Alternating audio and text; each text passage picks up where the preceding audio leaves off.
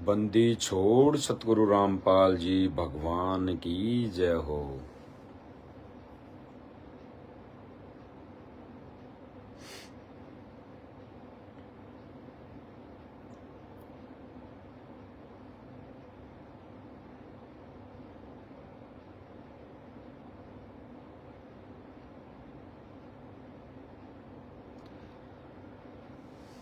परमपिता परमेश्वर सतगुरु रामपाल जी भगवान के चरण कमल में मुझ दास का कोटि कोटि दंडवत प्रणाम और लाइव देख रहे सभी भाई बहनों को दास का कोटि कोटि सत साहिब। भाई और बहनों, मालिक की रजा, मालिक की दया, मालिक की मेहर, मालिक की रजा के बगैर लाइव शाह संगति करना नामुमकिन है। मालिक की मेहर बगैर लाइव ज्ञान चर्चा करना जीव के बस की बात नहीं। ये मालिक ही रजा बगसते हैं, मालिक ही प्रेरणा करते हैं। भाई और बहनों, मालिक की दया से भाई और बहनों जब लाइव आते हैं तो कुछ न कुछ रीजन होता है, कुछ न कुछ उद्देश्य होता है, कोई न कोई ऐसा भक्ति को लेके, मर्यादाओं को लेके ऐसा कोई पॉइंट होता है, तो हम उस विषय पर चर्चा करने के लिए लाइव शाह संगति करते हैं। तो भाई और बहनों, परमात्मा की दया से, परमात्मा की मेहर से जो भाई बहन ज्ञान को आधार बनाकर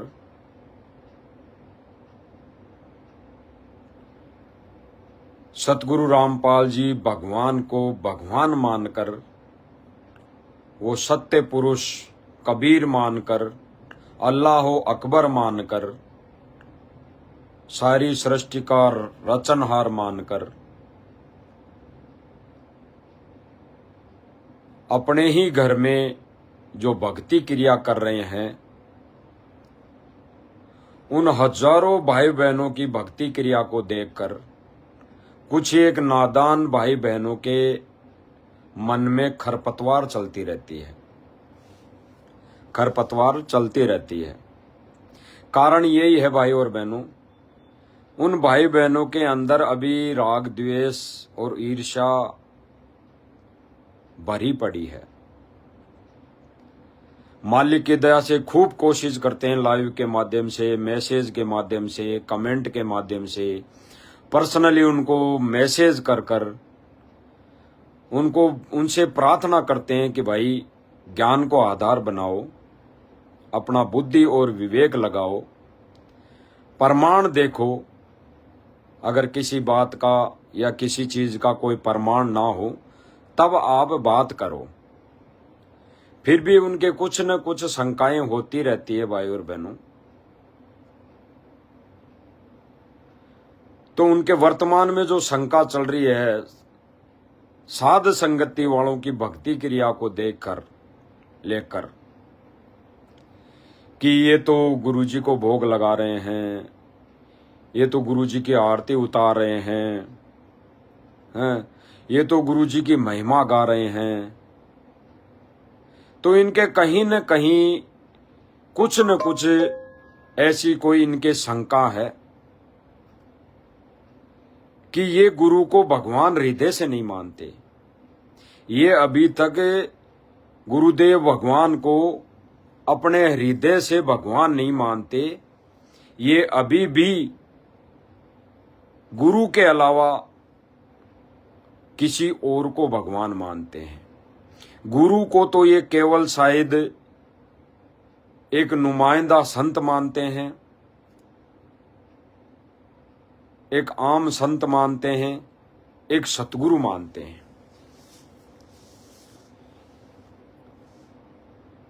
इसी को लेके उन भाई बहनों के अंदर ये कुछ न कुछ खरपतवार चलती रहती है। इसी को चलते वो सत्संगों को समझ नहीं पाते। जो गुरुदेव भगवान ने हमारे को सत्संग दिए, सत्संग में जो संकेत किए, उनको वो समझ नहीं पाते हैं और बीच बीच में वो कुछ न कुछ अपनी नादानी के चलते वो शंकाएं पैदा करते रहते हैं। तो परमात्मा की दया से परमात्मा ने हमें सेवा ही यही दे रखी है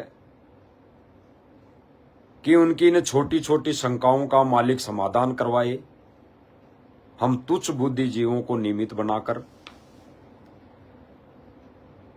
और लाइव सत्संगति के माध्यम से उनसे प्रार्थना की जाए, भाई ज्यादा से ज्यादा सत्संग सुनो और परमेश्वर गुरुदेव भगवान से प्रार्थना करो, दंडवत प्रार्थना करो, क्षमा याचना करो, गलतियां बनी हैं उनकी क्षमा याचना करो और गुरुदेव भगवान के वचनों को समझाने की वो गुरुदेव भगवान दया करे, रजा बख्शे, ये उनसे बारंबार दंडवत प्रार्थना करनी चाहिए। तब जाके वो परमात्मा दया करेगा, दया बख्शेगा। तो भाई और बहनों, उनकी जो शंकाएं हैं, साध संगति में सच्चाई पर चल रहे, गुरु को भगवान मानकर गुरु की आरती उतार रहे,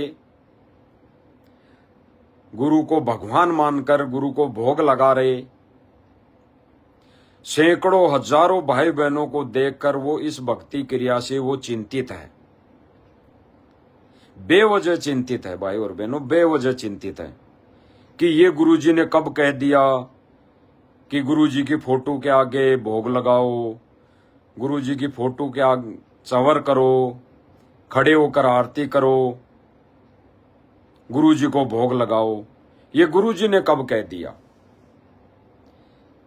तो भाई गुरुजी ने तो कभी अपने सत्संगों में सीधा सीधा ये नहीं कहा कि मैं ही कबीर हूं, कभी भी किसी सत्संग में ये नहीं कहा कि मैं ही कबीर हूं। कोई न कोई उदाहरण देके, कोई ना कोई संकेत देकर परमेश्वर ने अपने आप को कबीर सिद्ध करने की भरपूर कोशिश की है। और जो जो भाई बहन उस परमेश्वर की परमहंस आत्माएं थी, अच्छी आत्माएं थी, उस परमेश्वर के लाल थे, युगों युगों से इस अखाड़े के पहलवान थे, वो उन संकेतों को समझ चुके।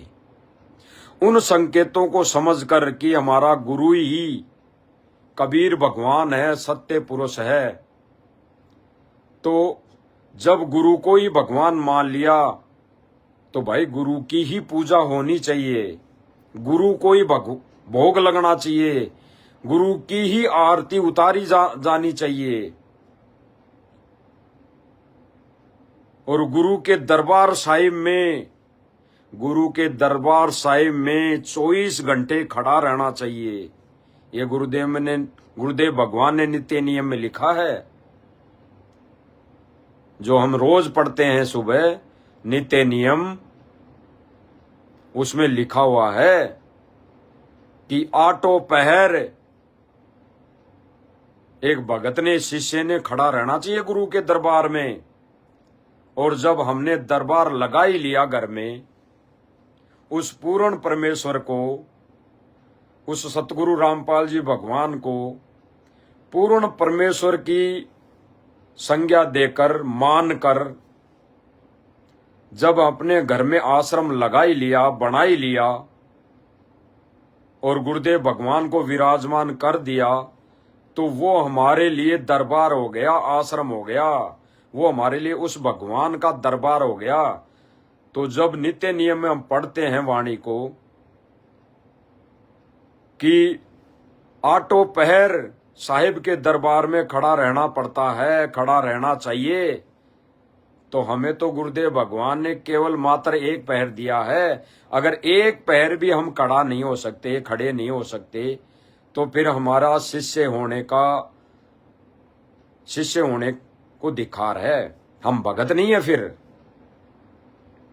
अगर गुरुदेव भगवान के एक वचन पर भी हम अमल नहीं करते, आठों पहर यानी 24 घंटे तो छोड़ो, गुरुदेव भगवान ने हमारे को एक पहर यानी 3 घंटे के लिए बोला है, और हम 3 घंटे दरबार में गुरुदेव भगवान के सामने हाथ जोड़कर खड़े नहीं हो सकते, तो फिर हम शिष्य होने का फर्ज नहीं निभा रहे। तो जब सतसेवक साध संगति में मर्यादित जो भगत हैं अपने घर में दरबार में खड़े होकर आरती करते हैं, गुरुदेव भगवान को भोग लगाते हैं, गुरुदेव भगवान की आरती उतारते हैं, तो कुछ एक भाई बहनों को यह अटपटा लगता है, उनको रास नहीं आता कि गुरुदेव भगवान की आरती क्यों उतार रहे हैं, भोग क्यों लगा रहे हैं, खड़े होकर आरती क्यों कर रहे हैं। अरे भाई, गुरुदेव भगवान ने बताया कि जो गुरुदेव भगवान की संगत है, भगत है, उनमें नर्सरी से लेके पीएचडी तक की पढ़ाई होती है, पीएचडी तक की पढ़ाई होती है, और सारे भगत सम्मान होते हैं वहां, और गुरुदेव भगवान का सम्मान ज्ञान होता है। अब कौन कितना ग्रहण कर पाता है वो बुद्धि और विवेक पर निर्भर करता है भाई और बहनों, बुद्धि और विवेक पर।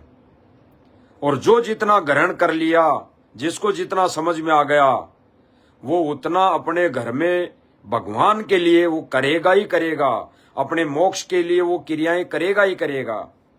क्योंकि गुरुदेव भगवान ने बताया कि अपने मोक्ष मार्ग में सभी क्रियाएं करनी पड़ेगी, ये 5 यज्ञ सभी क्रियाएं पूजा करनी पड़ेगी। तो जिन भाई बहनों के कुछ ना समझी के चलते खरपतवार रहती है, तो उनके क्या खरपतवार है भाई और बहनों, साध संगति के जो भाई बहन है भक्ति क्रिया करते हैं, भगवान को रिझाते हैं, भगवान की महिमा गाते हैं, महिमा करते हैं 24 घंटे रातों दिन है, मुख पर उनके तो भगवान भगवान, सतगुरु रामपाल जी भगवान, सतगुरु रामपाल जी भगवान मुख पर रहता है।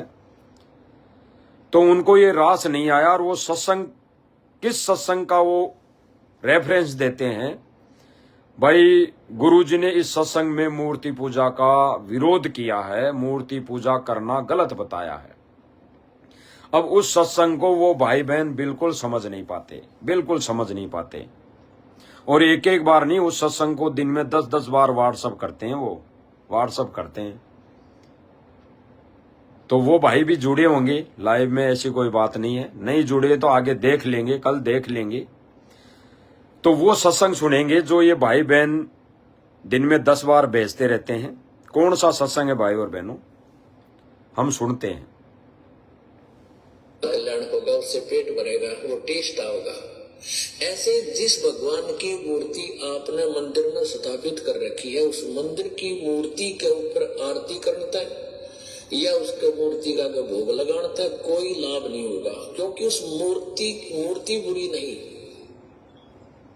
जिसकी मूर्ति है उसको प्राप्त करना है, उस मूर्ति को नहीं। मूर्ति तो हमारे पास है, जब उसका कल्याण होना होता तो वो पहले कर देती, जिसकी वो मूर्ति है। गुरुदेव भगवान इस सत्संग में बहुत गहरा संकेत छोड़ रहे हैं भाई और बहनों,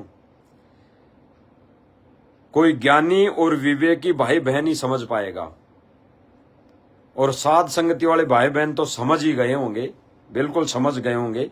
हम दोबारा इस सत्संग को, गुरुदेव भगवान के मुख से वचन को सुनते जाएंगे और इस पर हम चर्चा करते जाएंगे, तो उन भाई बहनों के भी समझ में आ जाएगी कि इस सत्संग को दिन में 10 बार भेजते हैं, इसको आगे पीछे का काट के भेज दिया उन्होंने कि गुरुजी किस विषय पे ये सत्संग कर रहे हैं और क्या उदाहरण देके हमें वो समझाना चाह रहे हैं। आगे पीछे का काट लिया, केवल ये सत्संग 31 सेकंड का है भाई और बहनों, केवल 31 सेकंड का। 31 सेकंड के सत्संग में नीर खीर का निवेरा नहीं कर सकते वो कौन, जो इस सत्संग को वो हमारे पास भेज रहे हैं। अगर इस पर नीर खीर का निवेरा वो कर ही लेते तो भाई और बहनों वो मालिक की दया से समझ जाते, और समझ जाते तो हमारे पास नहीं भेजते। तो उन्होंने 31 सेकंड के सत्संग में नीर खीर का निवेरा, वो 1 घंटे का सत्संग सुन के नीर खीर का निवेरा नहीं कर सकते, तो भाई और बहनों इस 31 सेकंड के सत्संग में वो कहां से नीर खीर का निवेरा कर पाएंगे। तो इसलिए उन्होंने हमारे पास भेज दिया, और मालिक ने दया बख्शी कि अब लाइव साध संगति के माध्यम से परमात्मा इस सत्संग को विस्तार से समझवाएंगे, और उन भाई बहनों तक परमात्मा संदेशा दिलवाएगा कि परमात्मा इस सत्संग के माध्यम से हमें क्या संकेत कर रहे हैं, हमें क्या आदेश दे रहे हैं। इसी सत्संग को हम दोबारा सुनते जाएंगे और हम इस पर विवेचन करते जाएंगे। कल्याण होगा, उससे पेट भरेगा, वो टेस्ट आओगा। ऐसे जिस भगवान की मूर्ति आपने मंदिर में स्थापित कर रखी है, उस मंदिर की मूर्ति के ऊपर आरती करना तक या उसके मूर्ति का भोग लगाना तक कोई लाभ नहीं होगा। यहाँ पे गुरुदेव भगवान बोल रहे हैं कि ऐसे ही मंदिर में जो मूर्ति रखी हुई है उसके आगे आरती करने से या फिर उस मूर्ति के आगे भोग लगाने से कोई लाभ नहीं होगा। बिल्कुल गुरुदेव भगवान ने अटल वचन कह दिए भाई और बहनों, अटल वचन कह दिए, बिल्कुल लाभ नहीं होगा, बिल्कुल भी लाभ नहीं होगा। अब आगे सुनते हैं। क्योंकि उस मूर्ति बुरी नहीं, जिसकी मूर्ति है उसको प्राप्त करना है। गुरुदेव भगवान बोल रहे हैं कि मूर्ति बुरी नहीं है, यानी घर में मूर्ति रखना मूर्ति बुरी नहीं है। जिसकी मूर्ति है उस भगवान को पाना है, उस भगवान को पाना है। मूर्ति सब नहीं, मूर्ति तो हमारे पास है, जब उसका कल्याण होना होता तो वो पहले कर देती। अब देखो भाई और बहनों, यहाँ पे गहरा संकेत मालिक का। गुरुदेव भगवान कहते हैं कि जिस मूर्ति को पाना है, जो मूर्ति रखी उसको पाना है, और मूर्ति को अगर मूर्ति ही कुछ करती, लाभ देती, तो मूर्ति तो हमारे पास है। अगर लाभ देना होता तो पहले ही दे देती। विचार करना भाई और बहनों, गुरुदेव भगवान क्या संकेत कर रहे हैं, पीएचडी वाले भक्तों के लिए क्या संकेत कर रहे हैं कि मूर्ति तो हमारे पास है, अगर मूर्ति लाभ देती तो मूर्ति पहले ही दे देती। पहले कब और भाई और बहनों, पहले कब? 425 वर्ष पहले। जिस मूर्ति के लिए गुरुदेव भगवान यहाँ सत्संग कर रहे हैं वो कबीर जी की मूर्ति के लिए सत्संग कर रहे हैं भाई और बहनों। ये काट के भाई और बहनों ने 31 सेकंड का सत्संग भेजा है, लेकिन जिस मूर्ति के बारे में गुरुदेव भगवान जिक्र कर रहे हैं और कह रहे हैं कि भाई जिस मूर्ति से कल्याण होना होता तो वो मूर्ति तो हमारे पास है, अगर उस मूर्ति से कल्याण होना होता तो पहले ही हो जाता। तो गुरुदेव भगवान ये नहीं कह रहे इसमें कि वो जो मूर्ति है इससे कल्याण होना होता तो हमारा भी हो जाए। गुरुदेव भगवान बोल रहे हैं कि इससे कल्याण होना होता तो पहले ही हो जाता। पहले कब? जब 425 वर्ष पहले कबीर जी आए थे, उस कबीर जी की मूर्ति हमारे पास है, और इस मूर्ति से अगर हमारा कल्याण होता तो 425 वर्ष पहले हो जाता। क्यों नहीं हुआ? क्योंकि उस समय सत्य साधना नहीं थी भाई और बहनों, सत्य साधना नहीं थी, यानी वो सत्य मंत्र नहीं दिए थे कबीर जी ने। तो उस मूर्ति से हमारा कल्याण नहीं होना था। और गुरुदेव भगवान ने स्पष्ट कर दिया कि मूर्ति बुरी नहीं है, मूर्ति रखना अलाउड है। और गुरुदेव भगवान ने तोड़ पाड़ दिया, इसका निष्कर्ष निकाल दिया कि उस मूर्ति के आगे आरती उतारने से और उस मूर्ति के आगे भोग लगाने से कोई लाभ नहीं। किस मूर्ति के? जो हमें मोक्ष मार्ग नहीं दे सकती। जो मूर्ति गुरुदेव भगवान कह रहे कि वो मूर्ति तो हमारे पास है, अगर उस मूर्ति के आगे हम भोग लगाएंगे, आरती उतारेंगे, तो उससे हमारा कल्याण नहीं होगा। अगर कल्याण होता तो पहले ही हो जाता, 425 वर्ष पहले। तो गुरुदेव भगवान ने मूर्ति को व्यर्थ नहीं बताया, गलत नहीं बताया। मूर्ति पूजा को व्यर्थ बताया। किस मूर्ति को? जो हमारा कल्याण नहीं कर सकती, उस मूर्ति को व्यर्थ बताया है। उस मूर्ति के आगे आरती करना, आरती उतारना और उसी मूर्ति के आगे भोग लगाना व्यर्थ बताया है। हमारा वो मूर्ति कल्याण नहीं कर सकती। हमारा कल्याण होगा, जैसे गुरुदेव भगवान ने एक उदाहरण दिया कि एक सेव की मूर्ति रखी है, केवल सेव की मूर्ति है और बिल्कुल अच्छी लग रही है, बिल्कुल अच्छी लग रही है, और हमें उसको खाने की इच्छा हो रही है, उसे खाने की इच्छा हो रही है। तो वो मूर्ति, जो मूर्ति है उस आम वाली, वो ओरिजिनल हमें कैसे मिले? वो ओरिजिनल हमें कैसे मिले? तो उस ओरिजिनल आम को पाने के लिए हमें सत साधना करनी पड़ेगी, हमें कमाई करनी पड़ेगी, तब जाके हमें वो ओरिजिनल आम मिलेगा, आम प्राप्त होगा। तो आज हमारे सामने तो ओरिजिनल परमात्मा प्रकट है, सह शरीर रूप में प्रकट है भाई और बहनों। और जिस मूर्ति की गुरुदेव भगवान इस सत्संग में जिक्र कर रहे हैं, वो मूर्ति 625 वर्ष पहले वाली मूर्ति है। जिस मूर्ति से हमें लाभ अगर होता तो पहले ही हो जाता। ये गुरुदेव भगवान इसमें संकेत कर रहे हैं भाई और बहनों।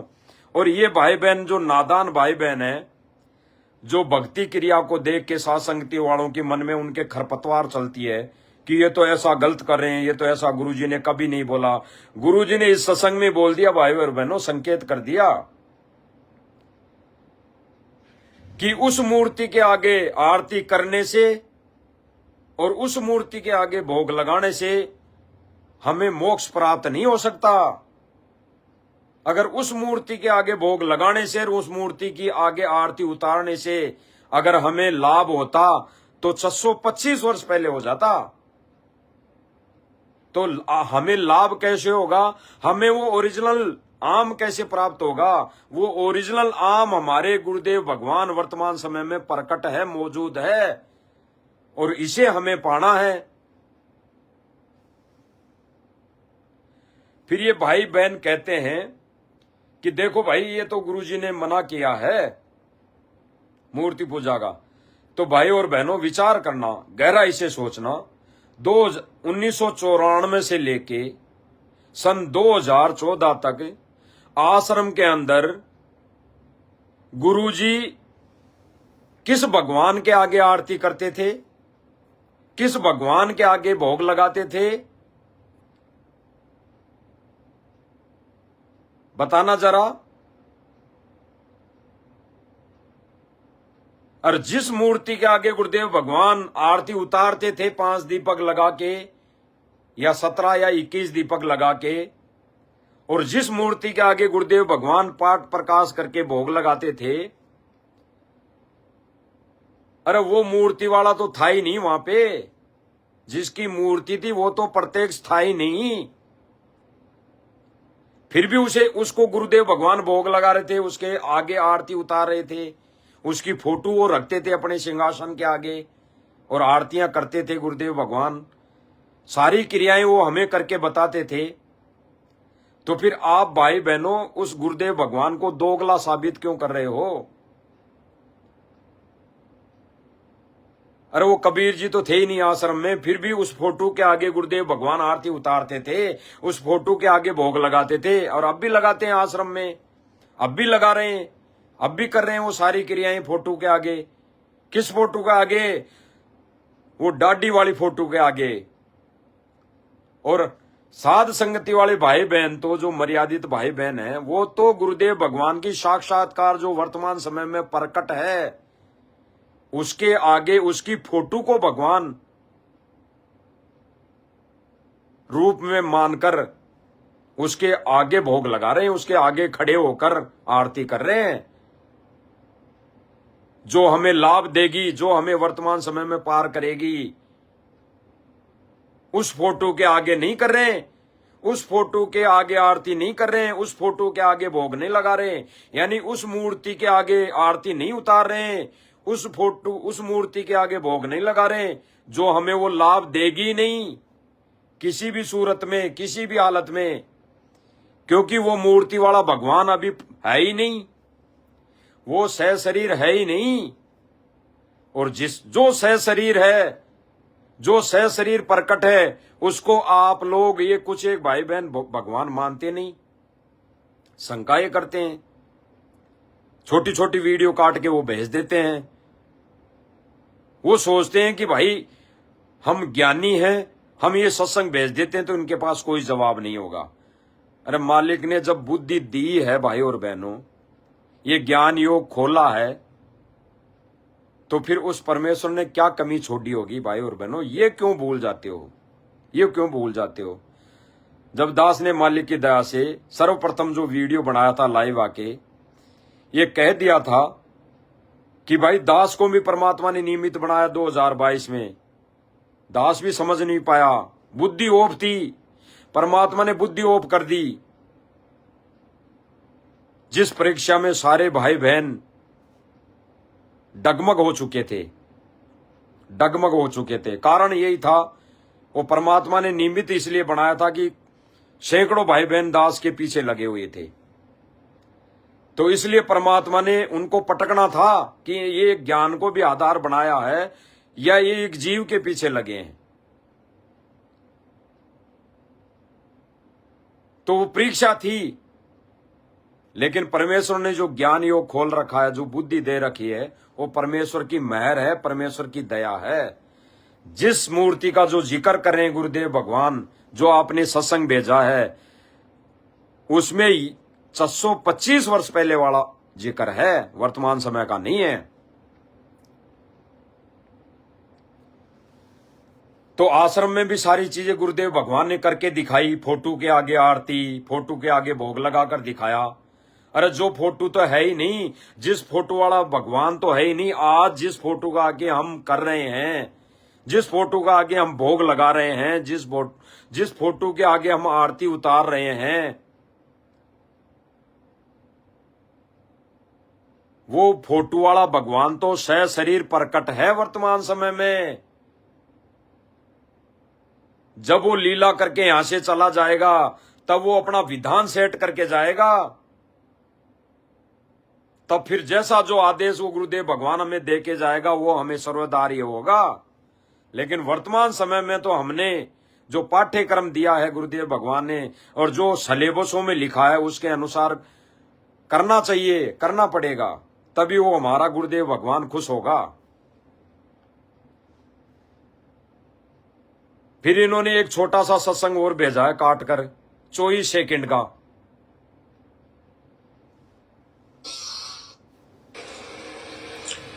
मूर्ति अवश्य रखनी अपने घर पर। मूर्ति की कह दिया ना गुरुदेव भगवान ने, मूर्ति अवश्य रखे अपने घर में। किसकी? भगवान की। पूजा नहीं, सत्कार करना है। अब कोई तो मूर्ति पर अटक गया, उसी का भोग लगा, उसी की आरती उतारे, उसी का अगर प्रार्थना करता रहे, बचपन की बात, उसी को माला डाले जा, उसी का अगर धूप और ज्योत जगा दी, ये व्यर्थ है।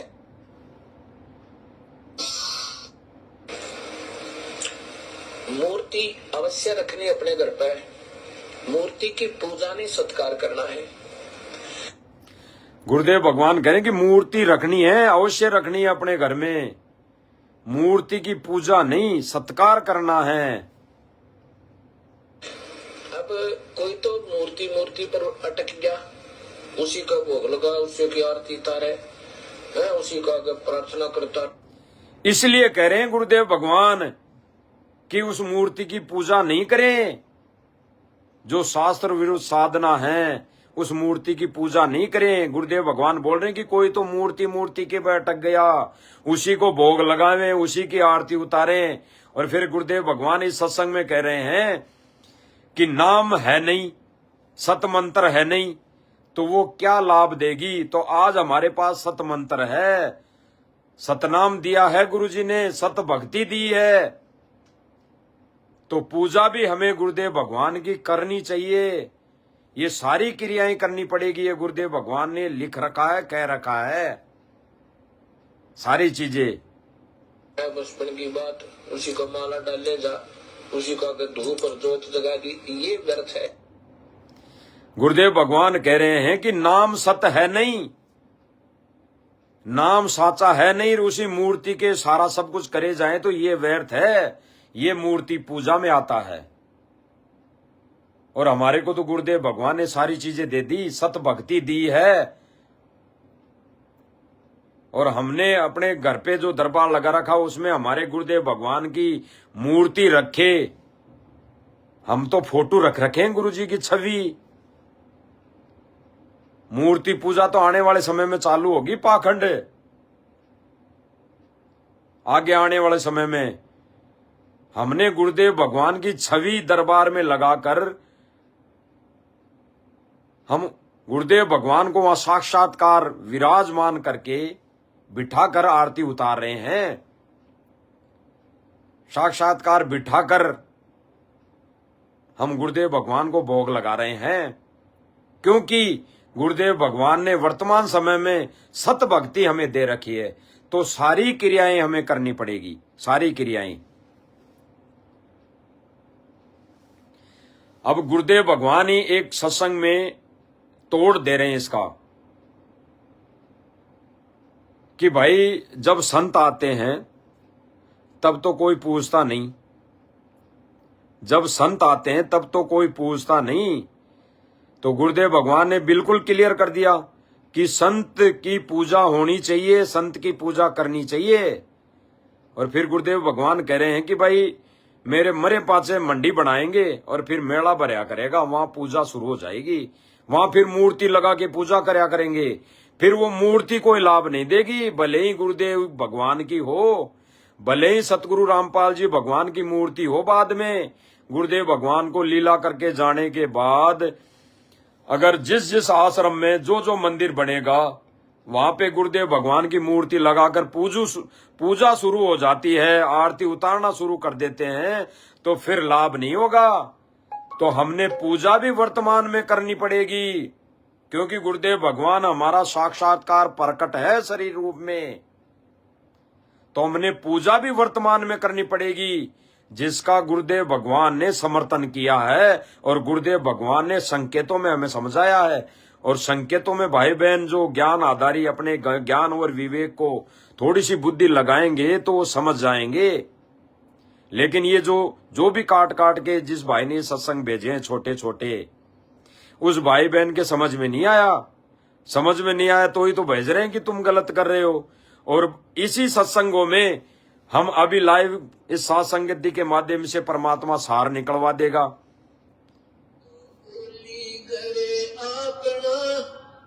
कि हम ये जो भक्ति क्रिया कर रहे हैं वो शास्त्र अनुकूल कर रहे हैं।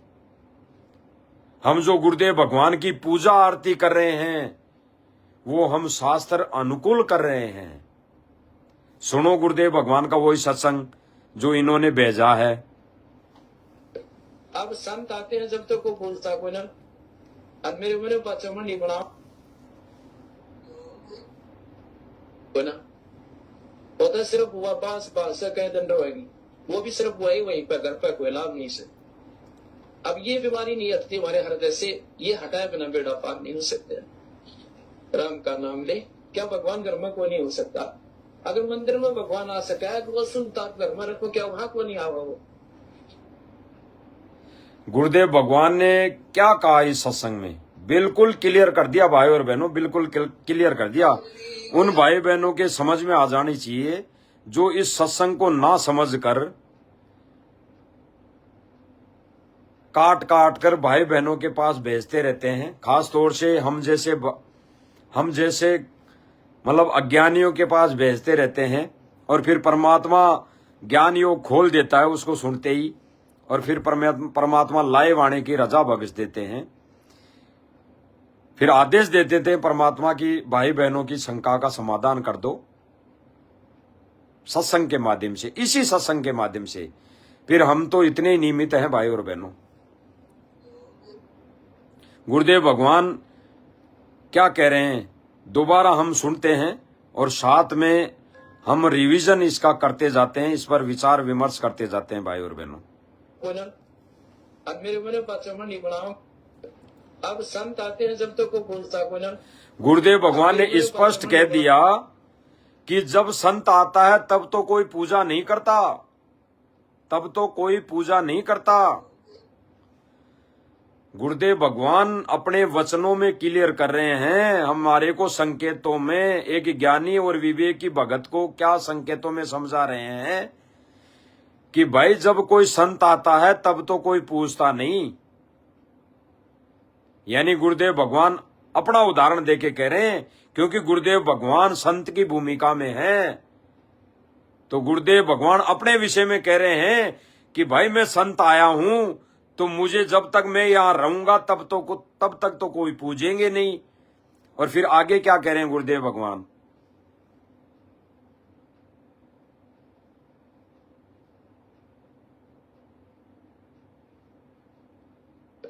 अब संत आते हैं जब तक को पूछता को ना। अब मेरे मैंने पचमन नहीं बनाओगे उड़ा, देखिए कितना बड़ा बराबर है बिना।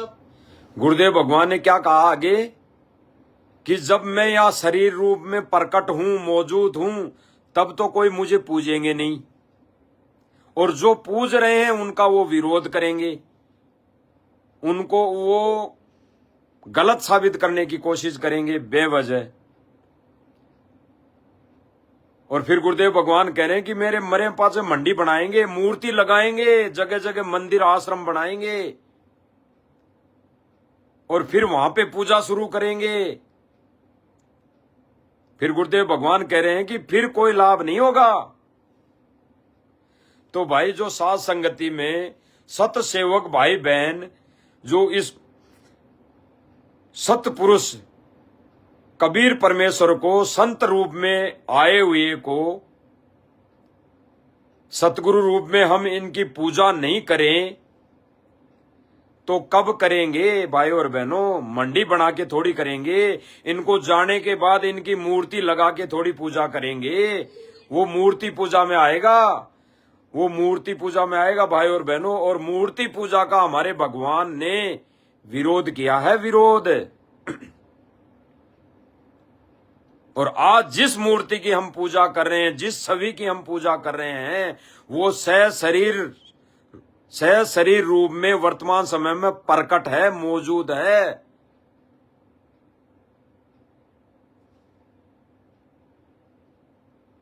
थोड़ा फिर कुछ को ना पता, सिर्फ वापस पास से कह दंडो है।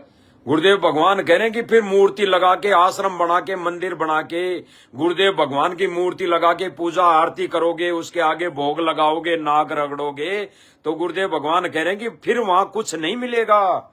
वहां केवल बास रहेगी, थोड़ी सी खुशबू, वो भी कितने एक दिन रहेगी। घर पे कोई लाभ नहीं फिर, क्योंकि घर पे तो हमने गुरुदेव भगवान को विराजमान किया ही नहीं। घर पे हमने गुरुदेव भगवान को विराजमान करके उसकी आरती कभी की ही नहीं,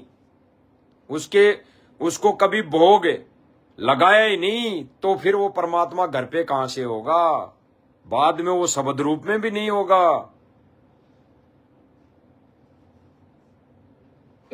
वो भी सिर्फ वहीं पे घर पे कोई लाभ नहीं से। अब ये बीमारी नहीं हटती हमारे हृदय से, ये हटाए बिना बेड़ा पार नहीं। गुरुदेव भगवान ने स्पष्ट कर दिया कि ये ही बीमारी हमारे हृदय से हटती नहीं, कि जब वो संत आता है तब तो हम पूजते नहीं, और उसको जाने के बाद मंडी बनाएंगे, यानी मंदिर बनाकर मूर्ति उसमें स्थापित करेंगे, फिर पूजा शुरू कर देंगे। तो गुरुदेव भगवान कह रहे हैं कि ये बीमारी हटाने से बात बनेगी, ये हटाने से बेड़ा पार होगा। वर्तमान समय में हमें पूजा करनी पड़ेगी, तब हमारा बेड़ा पार होगा। राम का नाम ले, क्या भगवान घर में कोई नहीं हो सकता? अगर मंदिर में भगवान आ सका है तो वो सुनता घर में रखो, क्या वहां को नहीं आवा वो? तो गुरुदेव भगवान ने क्लियर कर दिया भाई और बहनों। तो जो भाई बहन ये सत्संग ना समझ के हम जैसे 2 कोड़ी के जीवों के पास ये भेजते हैं काट काट के कि भाई तुम तो गलत कर रहे हो, तो भाई समझ लो, परमात्मा समझवा रहे हैं। परमात्मा समझवा रहे हैं, बिल्कुल है। और फिर आपके पास इसका कोई प्रमाण हो तो डालना, बताना, देखे हम भी देखेंगे कि कौन सा प्रमाण है। जो साध संगति में जो भक्ति क्रिया शुरू हो रखी है, जो गुरुदेव भगवान ने शुरू करवा रखी है, उसका कोई तोड़ हो गुरुजी के सत्संग में तो बताना। इनमें तो कोई तोड़ मिला नहीं भाई और बहनों। जो लाइव के माध्यम से आप सब भाई बहनों के सामने चर्चा हो रही है, इसमें तो कहीं छुपाने वाली तो कोई बात ही नहीं है, लाइव चर्चा हो रही है। तो ये लोग शरीर रूप में आए हुए गुरुजी की तो पूजा करेंगे नहीं। आज बहुत सारे फोन आ रहे हैं। तो गुरुजी की शरीर रूप में आए हुए की तो पूजा करेंगे नहीं, और बाद में पूजा करेंगे तो बाद में कोई लाभ नहीं। ये गुरुदेव भगवान ने स्पष्ट कर दिया है भाई और बहनों। और हम जैसे भाई और बहनों के लिए परमात्मा ने ये अनमोल खजाना दे दिया, अनमोल खजाना। तो आज हम भाई बहन सब मिलके गुरुदेव भगवान की महिमा गा रहे हैं। घर घर में परमेश्वर को भोग लग रहा है, घर घर में परमेश्वर की आरती उतारी जा रही है। आज वर्तमान समय में गुरुजी को प्रकट रहते हुए वो परमात्मा खुश हो रहा है। उसको जाने के बाद मूर्ति लगा के उसकी अगर पूजा आरती उतारेंगे, उसको आगे भोग लगाएंगे, तो वो भगवान खुश नहीं होगा, वो दुखी होगा। तो भगवान को रहते सहते हमें रिझाना पड़ेगा, भगवान को रहते सहते हमने उसकी आरती उतारनी पड़ेगी, उसकी पूजा करनी पड़ेगी। उस भगवान को रहते सहते हमें उसकी महिमा गानी पड़ेगी, उसकी महिमा करनी पड़ेगी 24 घंटे दिन रात, तब जाके बात बनेगी। और गुरुदेव भगवान ने बताया कि जब ये भक्ति अंदर प्रवेश करेगी तो नींद नहीं आएगी, नींद। इसलिए भगवान ने एक सत्संग में बोला कि परमेश्वर की महिमा दिन रात 24 घंटे करनी चाहिए। तो हमारी नींद उड़ जानी चाहिए भाई और बहनों, नींद उड़ जानी चाहिए।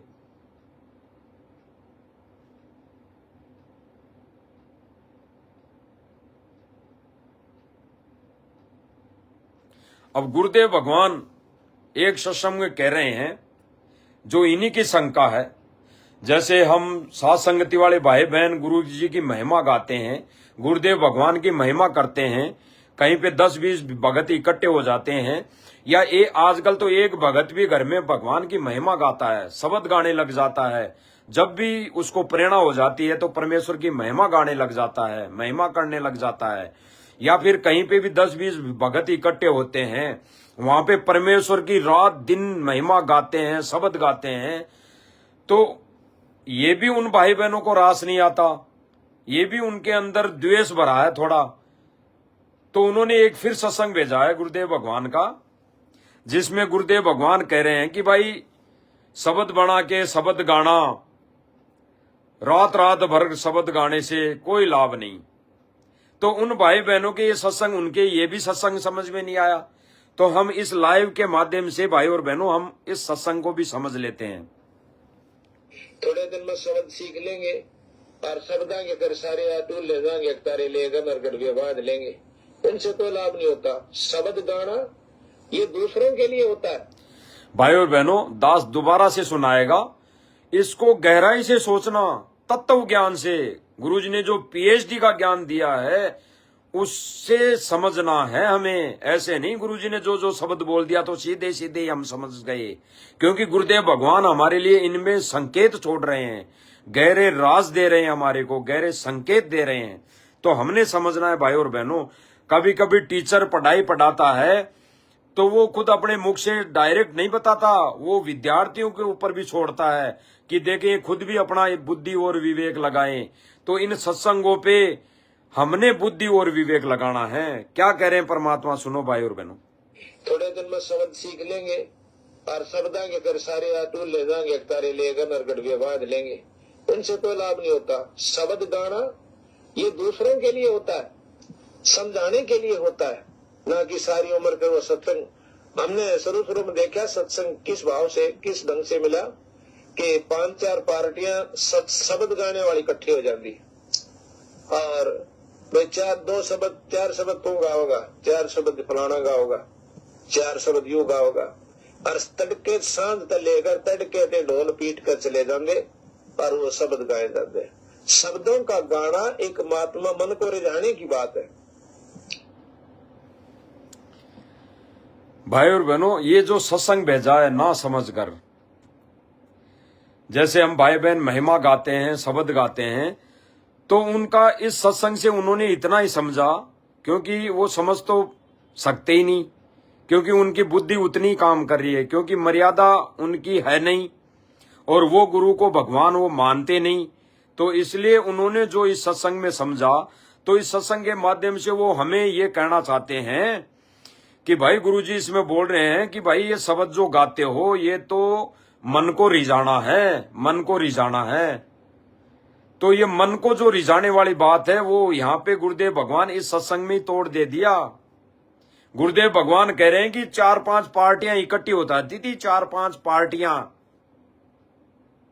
अलग अलग संतों की या अलग अलग विचारों वाली 4-5 पार्टियां एक जगह हो जाती थी, और वो 4-4 शब्द वो गाता, 4 वो गाता, 3 वो गाता, 5 वो गाता,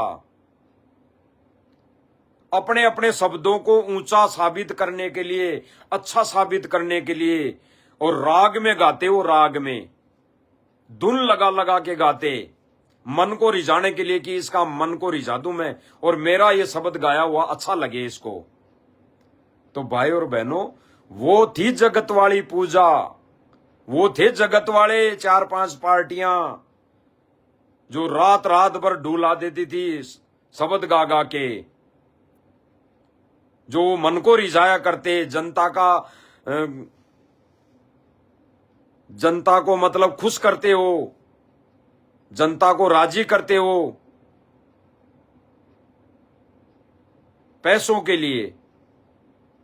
तो वैसे वो शब्द गाया करते थे। गुरुदेव भगवान ने यहां स्पष्ट नहीं किया कि कबीर जी की वाणियों को लेके या कबीर परमेश्वर के, पूर्ण परमेश्वर के जो महिमा है उनको वो गाते थे, वो अपने हिसाब से शब्द बना बना के गाते थे। तो उनके लिए परमात्मा ने ये चीजें बोली है भाई और बहनों, उनके लिए बोली है। ये गुरु महिमा जो हम पूर्ण परमेश्वर की महिमा कर रहे हैं, गा रहे हैं, उनके लिए कहीं पे भी कोई संकेत भी नहीं है और ना बोला। दोबारा सुनते हैं। थोड़े दिन में शब्द सीख लेंगे और शब्दा के फिर सारे अटूल ले जाएंगे, तारे लेकर नरगढ़ के बाद लेंगे। थोड़े दिनों में वो लोग शब्द सीख लेते हैं और फिर शब्दों को इकट्ठा कर लेते हैं खूब सारे, और एक तारा लेके वो गाने लग जाते हैं। एक तारा, तबला कुंडी, वो साजबाज लेके तोड़ पाड़ रहे हैं परमात्मा इसमें वचनों में।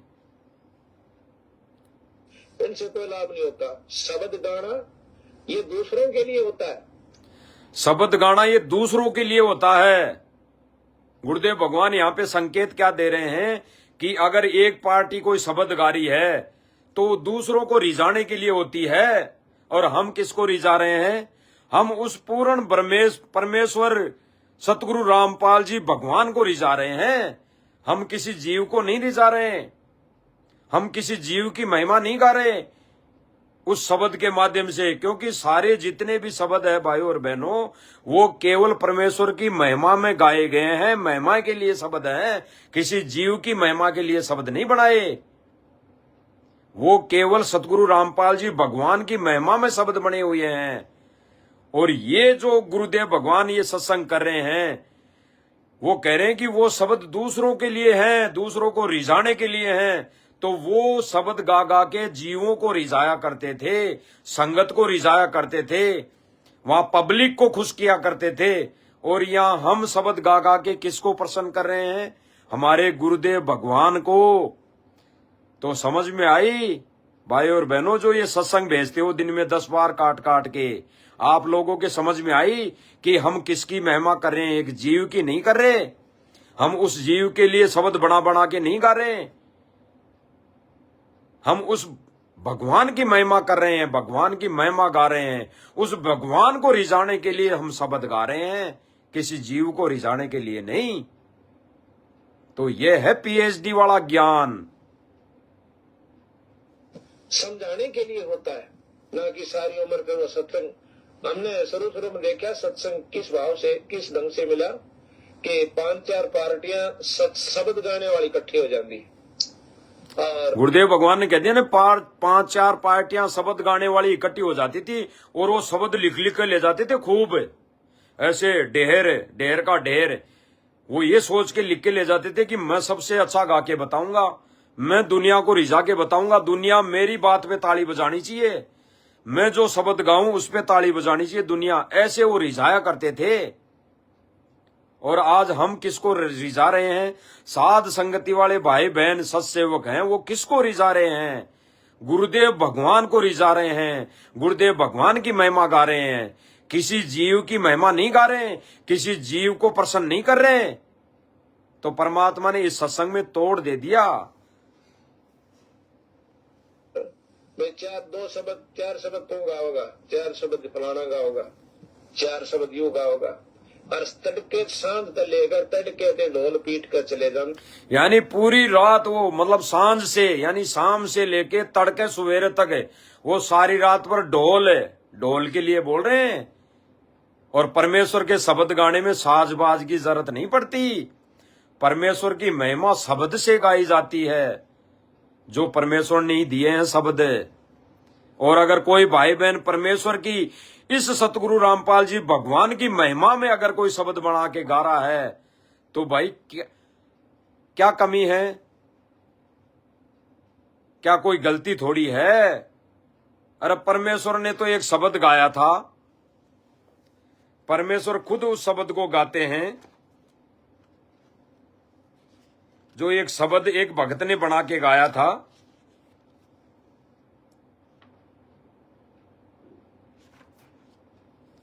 दास थोड़ा सा जिक्र कर देता है, वो कौन सा शब्द है जो अब छोड़ चुका है, इस भक्ति मार्ग को छोड़ चुका है अब।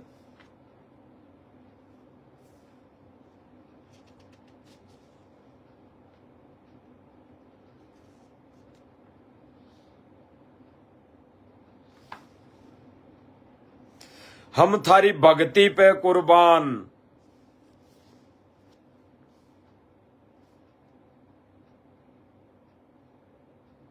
हम तेरी भक्ति पे कुर्बान, ये शब्द गाया था भाई और बहनों।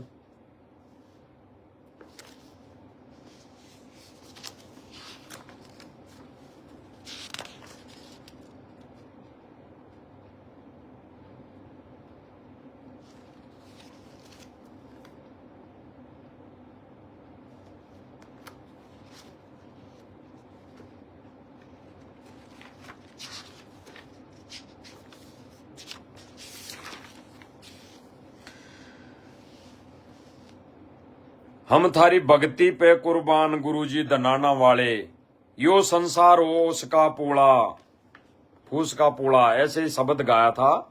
एक भगत ने गाया था जो गुरुजी से नाम दीक्षा ले रखी थी।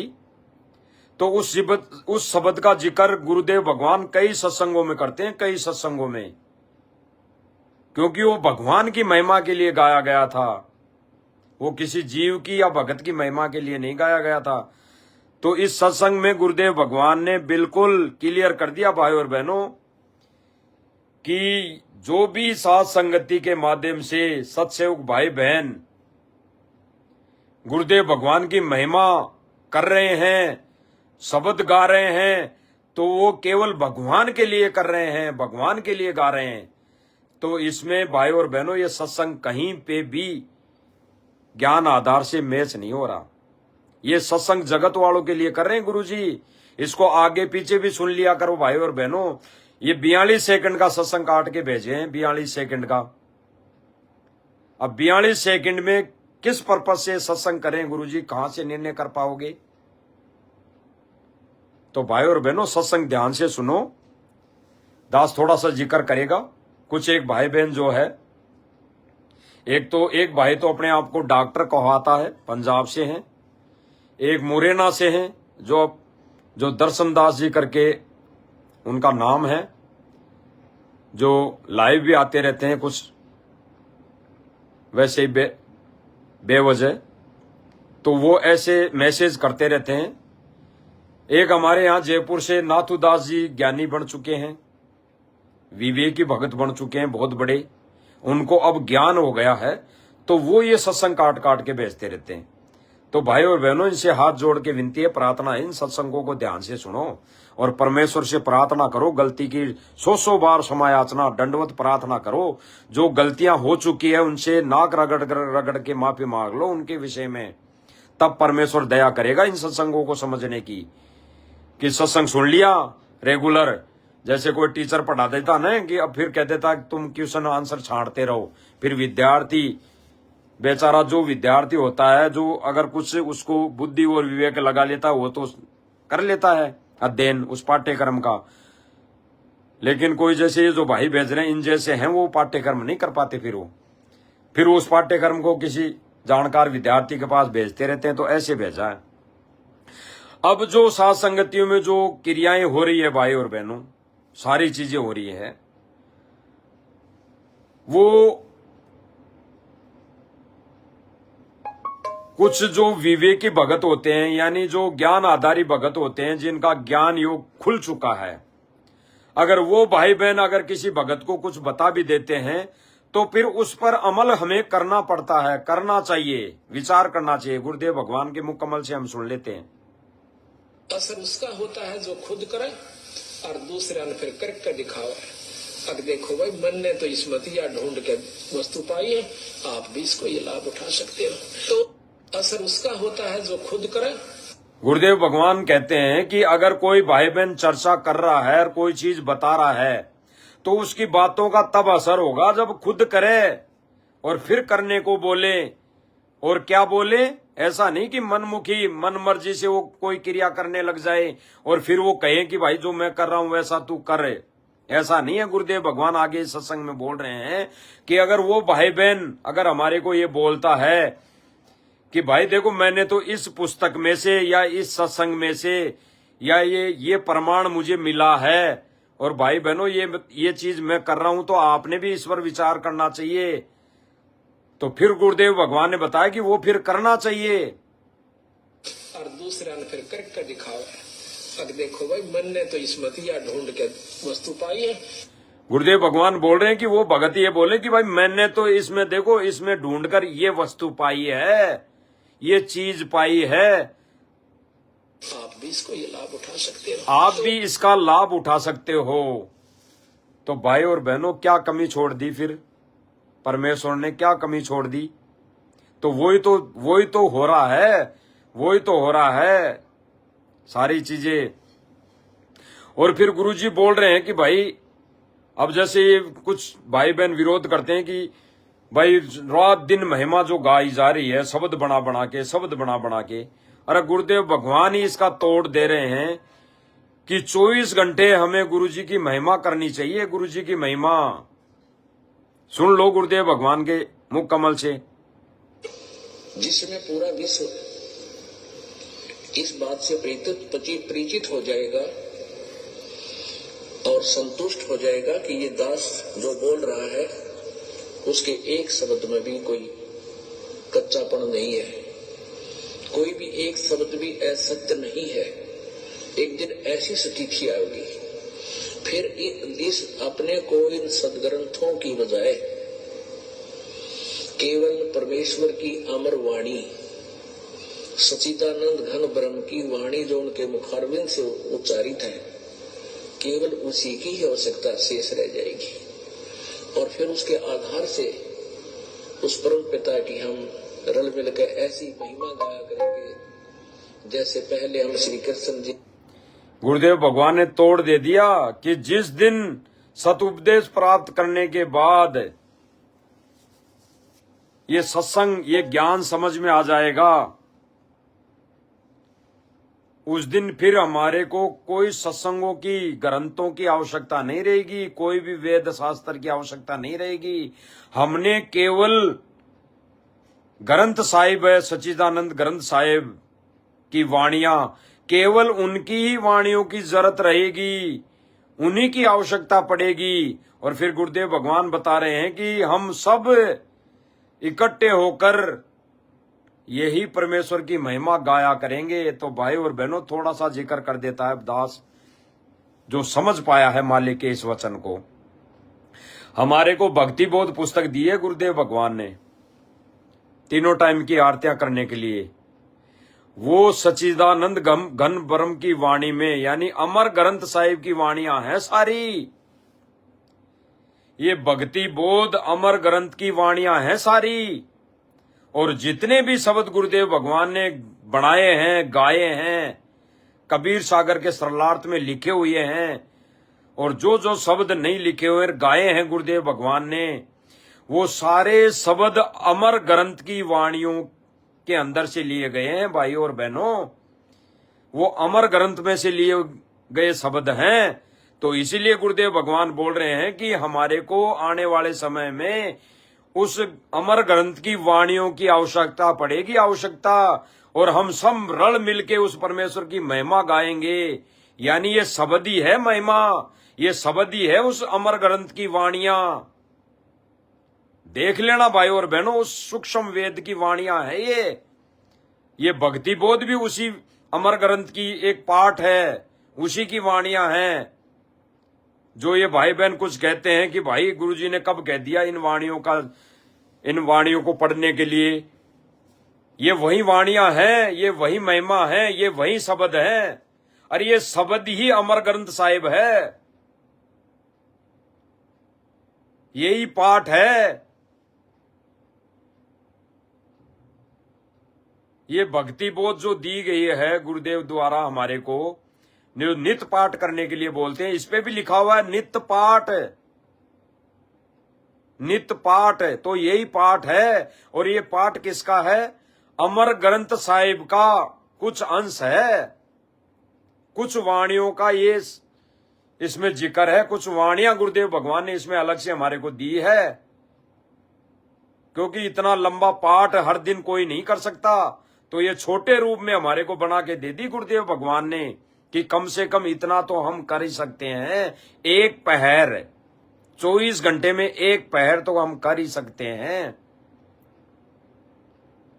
तो भाई और बहनों, ये जो शब्द गाए जा रहे हैं ना, ये भी अमर ग्रंथ की वाणियां हैं, ये भी अमर ग्रंथ में से ही लिए गए शब्द हैं, जो दिन रात साथ संगति में गाए जा रहे हैं। तो गुरुदेव भगवान ने इस सत्संग के माध्यम से सारा निष्कर्ष दे दिया पीएचडी वालों भक्तों के लिए, कि जिस दिन ये चीज समझ में आ गई कि गुरु ही भगवान है, उस दिन फिर हमारे को किसी शास्त्र की जरूरत नहीं पड़ेगी। फिर हमारे को जरूरत पड़ेगी इस अमर ग्रंथ की वाणियों की, इस अमर ग्रंथ के शब्दों की, जो हम रात दिन महिमा गाएंगे। और आने वाले समय में जब गुरुदेव भगवान जेल से आने की दया कर देंगे, तो फिर यही महिमा गाई जाएगी, यही महिमा गाएंगे गुरुदेव भगवान भी, हमारे से गहलवाएंगे, हम भी गाएंगे। तो भाई और बहनों, थोड़ा बुद्धि और विवेक लगाओ, पसो मत, कहीं इस एआई के चक्कर में मत पसो भाई और बहनों, इस एआई के चक्कर में कि ये आ गई ऑडियो, ये आ गई वीडियो, ये एआई ले डूबेगा, ये भक्ति का नाश कर देगा भाई और बहनों। तो हमारे लिए वर्तमान में हमारी भक्ति और मर्यादा बचाने के लिए कोई चीज है तो वो है गुरुदेव भगवान के सत्संग।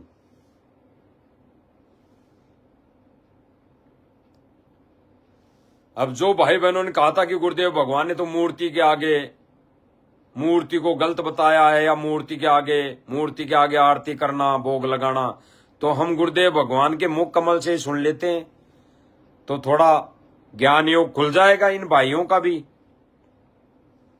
तो कबीर परमात्मा जी मूर्ति के विरोधी नहीं थे, मूर्ति पूजा के विरोधी थे।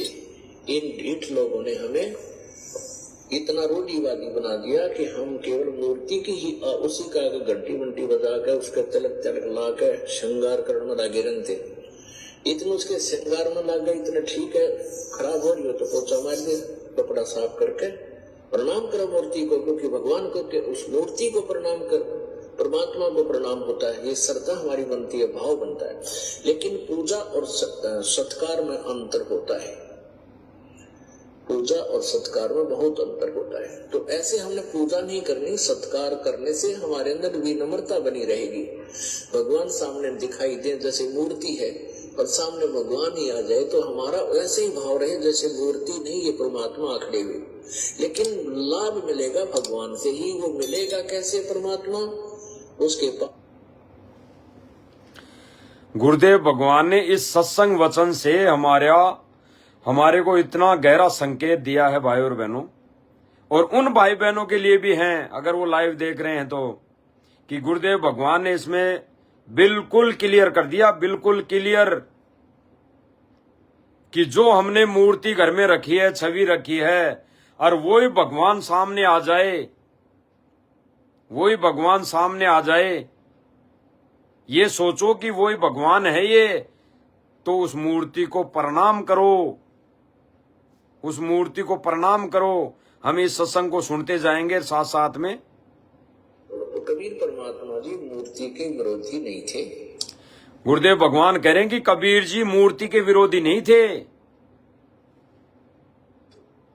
मूर्ति पूजा के विरोधी थे। मूर्ति पूजा के विरोधी थे। केवल मूर्ति जो पूजा करते हैं, केवल पूजा करते हैं, उसके विरोधी थे कबीर जी।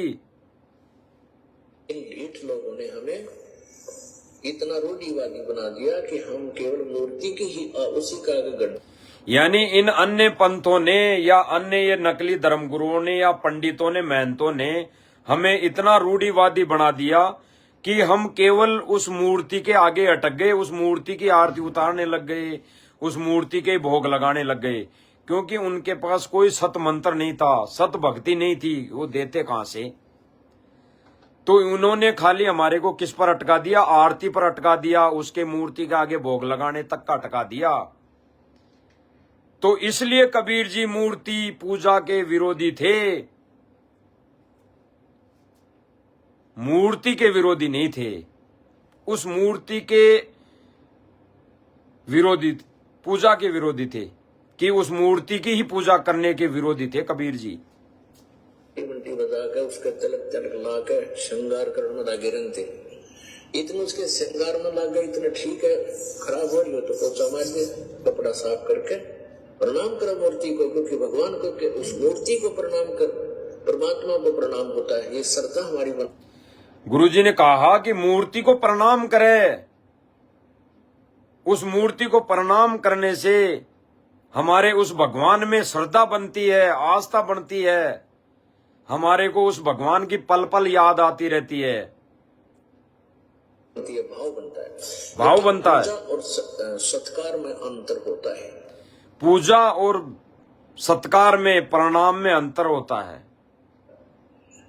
पूजा और सत्कार में बहुत अंतर होता है। तो ऐसे हमने पूजा नहीं करनी, सत्कार करने से हमारे अंदर विनम्रता बनी रहेगी। भगवान सामने दिखाई दे जैसे मूर्ति है, और सामने भगवान ही आ जाए तो हमारा वैसे ही भाव रहे जैसे मूर्ति। गुरुदेव भगवान कह रहे हैं कि जब मूर्ति में जो भाव है और भगवान आ जाए तो वैसा ही भाव हमारे उसमें बने जैसा हम मूर्ति में भाव लगा के बैठे थे। नहीं, ये परमात्मा आखड़े हुए, लेकिन यानी हम ऐसा माने कि ये परमात्मा ही आ खड़े हुए, ये मूर्ति नहीं, परमात्मा ही है, ये मानकर चलना पड़ेगा। लाभ मिलेगा भगवान से ही। वो मिलेगा कैसे परमात्मा? अब गुरुदेव भगवान ने लास्ट में तो बिल्कुल क्लियर कर दिया कि लेकिन लाभ मिलेगा भगवान से ही। और लाभ कैसे मिलेगा? सत मंत्र से। और आज भगवान कौन है? गुरुदेव भगवान, सतगुरु रामपाल जी भगवान। तो लाभ मिलेगा भगवान से। और वर्तमान समय में भगवान कौन है? कबीर जी नहीं है, वर्तमान समय में सतगुरु रामपाल जी भगवान है। और इस भगवान की पूजा करने से ही हमें लाभ मिलेगा। तो हम इसी की तो मूर्ति रख रखे हैं, इसी की तो पूजा कर रहे हैं, क्या गलत कर रहे हैं? तो गुरुदेव भगवान ने इस सत्संग में बिल्कुल क्लियर कर दिया, बिल्कुल क्लियर।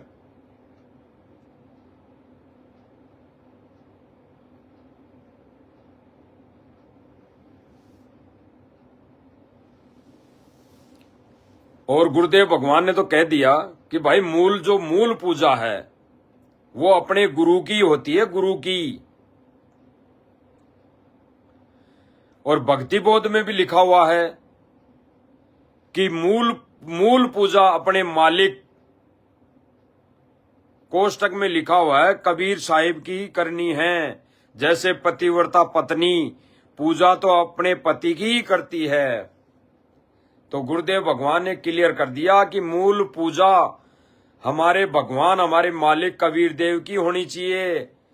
और वर्तमान समय में वो कबीर देव किस रूप में है, गुरुदेव भगवान के मुख कमल से हम सुन लेते हैं भाई और बहनों। अपन आत्माओं स्वयं भगवान ही न था। यही तो हम देवता पूजा करते थे। परमात्मा ने कहा बेटी अब पूजा नहीं है, ये यहाँ के संरक्षक है और मूल पूजा तो सतगुरु की है। अब परमात्मा ने उस समय ये तत् और सत और सार, ये सार नाम ये छुपा कर रखना था। प्रथम मंत्र इसलिए दिया था, मंत्र है इनके ही आपने चलना पड़ेगा। तो ये मंत्र दिए उसने, गदगद होगी। स्वयं भगवान ही न था। यही तो हम देवता पूजा करते थे। परमात्मा ने कहा बेटी अब पूजा नहीं है, ये यहाँ के संरक्षक है। गुरुदेव भगवान ने जब उस बहन को मंत्र दिए तो बहन कहती है कि यही तो पूजा हम करते थे। तो गुरुदेव भगवान ने कहा कि बेटी ये पूजा नहीं है, ये पूजा नहीं है, ये केवल सत्कार है। और फिर गुरुदेव भगवान आगे क्या कह रहे हैं सुन लो। और मूल पूजा तो सतगुरु की है। केवल पूजा तो सतगुरु की है, सतगुरु की करनी चाहिए। तो भाई और बहनों, जो सतगुरु की पूजा हो रही है वर्तमान समय में साध संगतियों के माध्यम से, और जो भाई बहन नहीं समझ पाते वो कुछ एक सत्संग ये काट काट के भेज देते हैं, तो उनके लिए फिर मालिक की दया से लाइव आना पड़ता है। भाई और बहनों, दास फिर से विनम्र प्रार्थना करेगा, निवेदन करेगा कि इस एआई के चक्कर में मत उलझो, इस एआई के चक्कर में मत उलझो, क्योंकि गुरुदेव भगवान की गैर मौजूदगी में यानी इस परीक्षा के समय काल का और जो परमात्मा का एग्रीमेंट है, वचन है, उसके अनुसार इस एआई के माध्यम से काल बहुत बड़ा षड्यंत्र खेलेगा, जैसे गुरुदेव भगवान ने बताया ना कि गरीबदास में क्या करूं यो काल करे जीव खंड। वहां पे परमात्मा की भी नहीं चलती, वहां पे परमात्मा अपना दाव भी नहीं खेल सकता, अपनी शक्ति भी नहीं दिखा सकता, क्योंकि परमात्मा काल से वचनबद्ध है। तो भाई और बहनों, ये बहुत बड़ा षड्यंत्र है एआई वाला। और जो भाई बहन इसको समझ जाएंगे, इस एआई को समझ जाएंगे कि एआई एक बहुत बड़ा षड्यंत्र है, वो समझ जाएंगे, वो भाई बहन अपनी भक्ति बचा लेंगे, बिल्कुल वो भक्ति मर्यादा बचा लेंगे। और जो भाई बहन देखा देखी में उस एआई के द्वारा बनाई गई वीडियो ऑडियो को आधार बना लेंगे, उन्हीं को आधार बनाकर राजनीति करने चले जाएंगे, एक धरना प्रदर्शन में चले जाएंगे, हैं, राजनीतिक रैलियों में जाना चालू कर देंगे, या फिर सांसारिक तौर पे जो गुरुजी का परिवार है उन्हीं की बातों में आकर उन्हीं में उलझ पुलझ होकर ये सुदामा के महल बनाने में लग जाएंगे। तो वो भाई बहन इस जन्म में मोक्ष नहीं पा सकते, किसी भी सूरत में, किसी भी हालत में। ये गुरुदेव भगवान ने विशेष सत्संग में, विशेष संदेश में क्लियर कर दिया था। और भाई और बहनों, जो साध संगति के माध्यम से गुरुदेव भगवान की पूजा की जा रही है, पूजा आरती उतारी जा रही है, भोग लगाया जा रहा है, तो भाई शास्त्र अनुकूल ये सारी चीजें हो रही है। जैसे गुरुदेव भगवान ने बताया, एक उदाहरण दिया, गीता अध्याय 3 श्लोक 13 में, गीता अध्याय 3 श्लोक 13 में लिखा हुआ बताया गुरुदेव भगवान ने कि उस पूर्ण परमेश्वर को बिना भोग लगाए अगर प्राणी अन्न को खाता है तो वो जहर खा रहा है, जहर। तो भगवान को भोग लगा रहे हैं, भोग की आरती के साथ भोग लगा रहे हैं। जो आरती गुरुदेव भगवान ने भक्ति बोध में लिख के दी है वो भी तो आरती करके भोग लगा रहे हैं। और जो भाई बहन ये समझ रहे हैं कि गुरुदेव भगवान ने तो बोला है कि एक गिलास थाली में निकाल कर भोग की आरती करके 2 लाइन वाली 4 लाइन वाली गरीब सुख देना दुख मेटना करके भोग लगा के खा लो, फिर गिलास को खा लो, तो ये उन भगतों के लिए हैं जैसे भगत वर्तमान समय में आरतियां कर रहे हैं, चलते उड़ते बैठते फिरते। उन भगतों के लिए परमात्मा ने वीडियो आरती बना के दे दी कि कम से कम ये करता तो रहेगा, ये भक्ति तो नहीं छोड़ के जाएगा। और उन ज्ञान आधारी भक्तों के लिए, शिष्यों के लिए परमात्मा ने सारा इसमें भर दिया, लिखित में दे दिया कि उस परमेश्वर का, उस सतगुरु का सिंहासन घर में लगाकर उसकी पूजा आरती करनी चाहिए। और गीता जी में लिखा हुआ कि उस पूर्ण परमेश्वर को भोग लगाकर ही अन्न ग्रहण करना चाहिए। अब कई भाई बहन कहे कि भाई ये तो फोटो के आगे भोग लग रहा है, फोटो के आगे, जैसे कह ही रहे हैं ना, जैसे गुरु जी का सत्संग ले रहे हैं छोटा सा काट के, फोटो के आगे भोग लगा रहे हो। तो भाई आश्रम में गुरुदेव भगवान किसकी फोटो के आगे आरती उतारा करते थे? अभी जैसे पहले दास ने जिक्र किया, मालिक की दया से दोबारा से जिक्र करना पड़ रहा है क्योंकि पॉइंट आ गया। जो गुरुदेव भगवान आश्रम में आरती उतारा करते थे, भोग लगाया करते थे, जिस कबीर जी की वो फोटो सामने रख के आरती करते थे, तो वो तो कबीर वहां था ही नहीं। अरे वो कबीर जी तो वहां थे ही नहीं, तो फिर गुरुदेव भगवान किसके भोग लगा रहे थे? किसके भोग लगा रहे थे? फोटो के ही तो लगा रहे थे। तो आज हमारा वो भगवान तो साक्षात्कार प्रकट है। उस समय तो वो तो ना तो फोटो वाला फोटो थी और ना वो फोटो वाला प्रकट था जिसके आगे गुरुदेव भगवान आश्रम में सारी क्रियाएं करते थे, जिस फोटो के आगे। और आज जिस फोटो के आगे हम कर रहे हैं वो तो साक्षात्कार प्रकट है, वो तो बिल्कुल प्रकट है। तो क्यों ना हम उसके भोग लगाएं, क्यों ना हम खड़े होकर उसकी आरती उतारें, क्यों नहीं करें? विधान तो पूरा करना पड़ेगा भाई और बहनों, विधान तो पूरा करना पड़ेगा। जो वही क्रियाएं की जा रही है साथ संगति के माध्यम से, जो गुरुदेव भगवान आश्रम में किया करते थे। और गुरुदेव भगवान ने कह दिया फाइनली कि जिस दिन इस ज्ञान को समझकर भगत आत्माएं नाम उपदेश लेकर अपने अपने घरों में ये सारी क्रियाएं करने लग जाएंगे, उस दिन परमात्मा की भक्ति प्रवेश होना चालू हो जाएगी उस घर में, उस आत्मा के अंदर। तो वही तो प्रोसीजर चल रहा है भाई और बहनों, साथ संगतियों के माध्यम से वही तो प्रोसीजर चल रहा है। बाकी उन भाइयों की तरह थोड़ी है, उनसे भी सवाल जवाब कर लिया करो, जो गुरुदेव भगवान की साथ मतलब भक्ति छोड़कर रात दिन सेवा में लगे हुए हैं, सुदामा के मकान बनाने में लगे हुए हैं, दुनिया का पानी निकालने में लगे हुए हैं।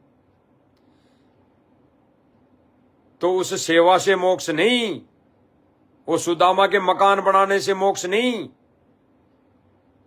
ऐसा परमार्थ भी ले डूबेगा, यानी ऐसा परमार्थ भी करना व्यर्थ है जिससे हमारे मोक्ष में बाधा उत्पन्न हो, हमारे आत्म कल्याण में बाधा आए, ऐसा परमार्थ भी व्यर्थ है। तो भाई और बहनों, विचार करने वाली बातें हैं। गहराई से गुरुदेव भगवान के सत्संगों पर चिंतन मनन करने की आवश्यकता है। ऐसे छोटे छोटे सत्संग काट कर भेजने से आप विवेकी और ज्ञानी नहीं बन सकते।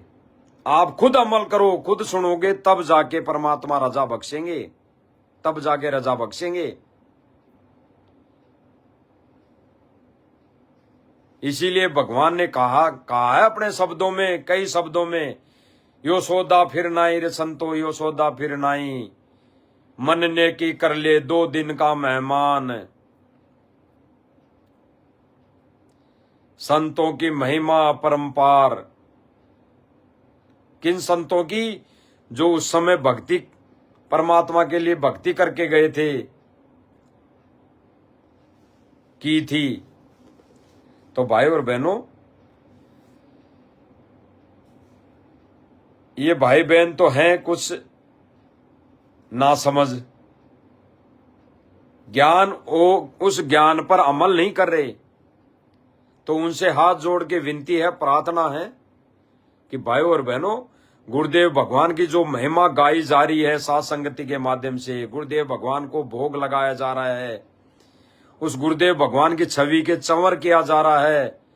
तो गुरुदेव भगवान आश्रम में किसके चंवर किया करते थे? फिर तो आप लोग परमात्मा को दोगला साबित कर रहे हो। फिर तो परमात्मा दोगला साबित हो रहा है आपके इन सोच के अनुसार।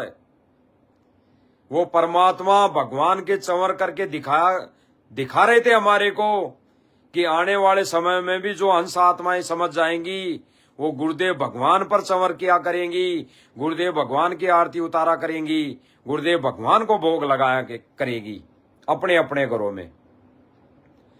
तो साथ संगति के माध्यम से वही प्रोसीजर चालू है भाई और बहनों। हमारी तो, हम 2 कोटि के जीवों की, सब भाई बहनों से, यहां तक कि है राष्ट्रीय समाज सेवा समिति मैनेजमेंट, वो तो समझेगा नहीं, लेकिन जो अन्य भाई बहनें लाखों की संगत है, उनसे हाथ जोड़ के प्रार्थना बिल्कुल यही रहेगी।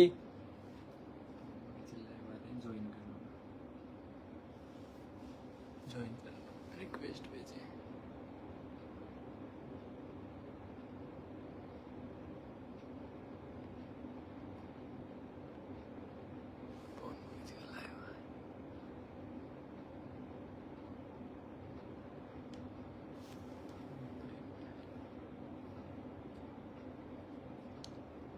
अब जब तक हम सीख कहाँ भेजी? अरे रिक्वेस्ट पे बोल रहे हैं, 2 मिनट के लिए जुड़ना है।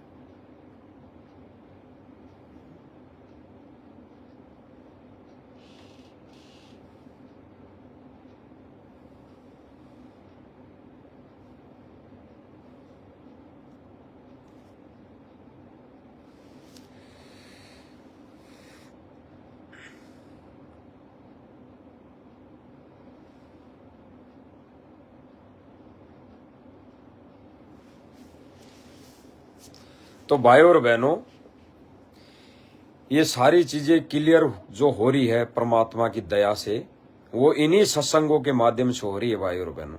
बिल्कुल इन्हीं सत्संगों के माध्यम से, जो इन कुछ एक भाई बहनों के समझ में नहीं आती है, बिल्कुल समझ में नहीं आती है।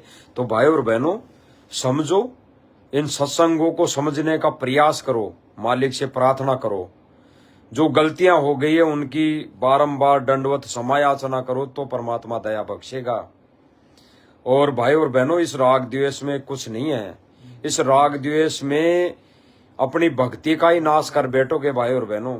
हमने सबने मिलकर, जो गुरुदेव भगवान ने अभी बोला है कि जिस दिन हमारे को समझ में आ जाएगी तो हम उस अमर वाणी की, उस अमर वाणी के शब्दों की केवल महिमा ही करेंगे मिलजुल के। तो साथ संगति में भाई और बहनों वो महिमा ही हो रही है।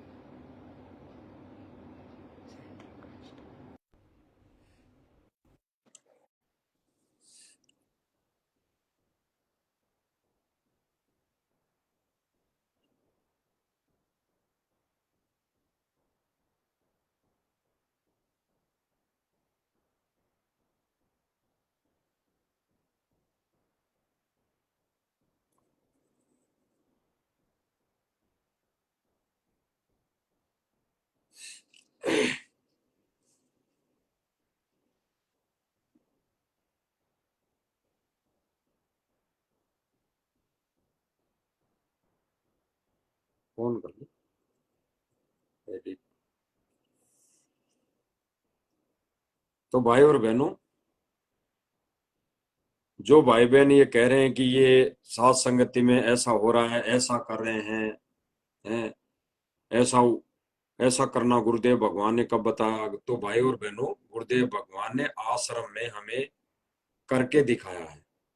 आश्रम में हमें करके दिखाया है भाई और बहनों।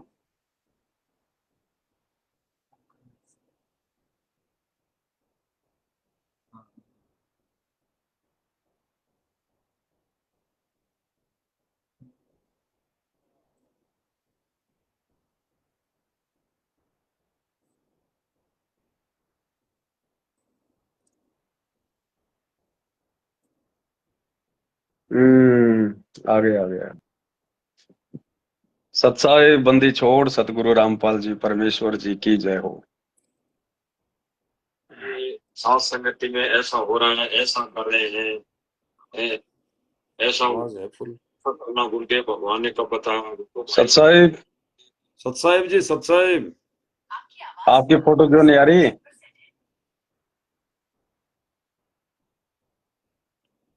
फोटो आ रही है आपकी? आवाज कम आ रही है आपकी। कम आ रही है?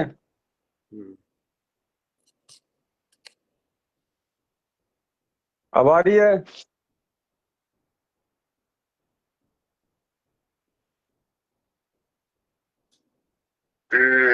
अब आ रही है, आवाज आ रही है अब? सत्साई बंदी छोड़ सतगुरु रामपाल जी परमेश्वर जी की जय हो। साथ संगति में ऐसा हो रहा है, ऐसा कर रहे हैं, ऐसा आवाज है फुल करना गुरुदेव भगवान ने कब बताया। तो सतसाहिब, सतसाहिब जी, सतसाहिब आपकी फोटो क्यों नहीं आ रही? इसमें लेट चल रहा है भगत जी, आवाज वगैरह लेट आ रही है इसमें बहुत ज्यादा। आवाज कम आ रही है?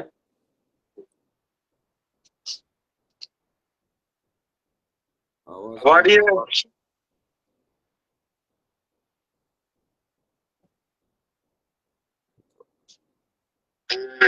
अब आ रही है, आवाज आ रही है सर? छोड़ सतगुरु रामपाल जी परमेश्वर जी की जय हो। साथ संगति में ऐसा हो रहा है, ऐसा कर रहे हैं, ऐसा आवाज है फुल करना गुरुदेव भगवान ने कब बताया। सतसाहिब, सतसाहिब जी, सतसाहिब आपकी फोटो क्यों नहीं आ रही? आवाज आवाज नहीं आई। इसमें लेट चल रहा है भगत जी, आवाज वगैरह लेट आ रही है इसमें बहुत ज्यादा। आवाज हमारी है?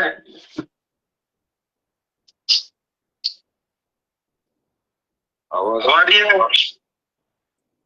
नहीं आई, नहीं आई।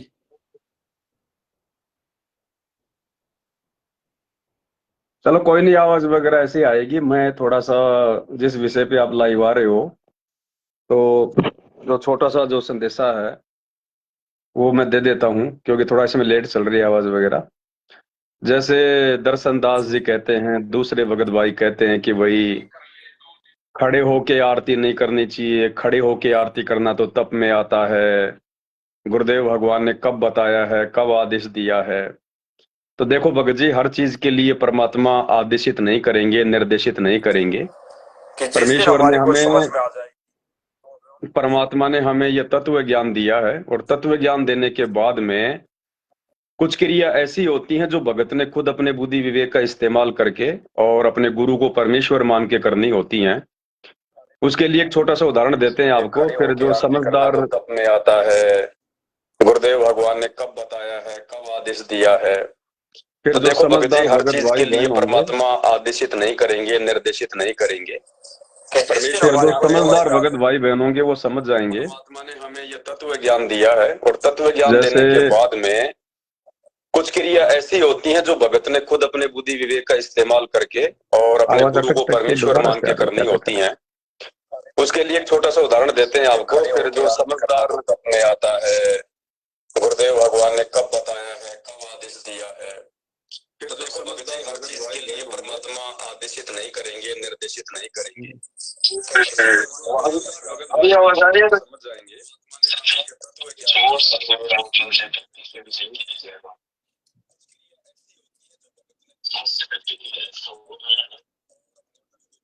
तो उसके लिए एक छोटा सा एक सत्संग है, दास एक बार सुना देता है भगत भाइयों को।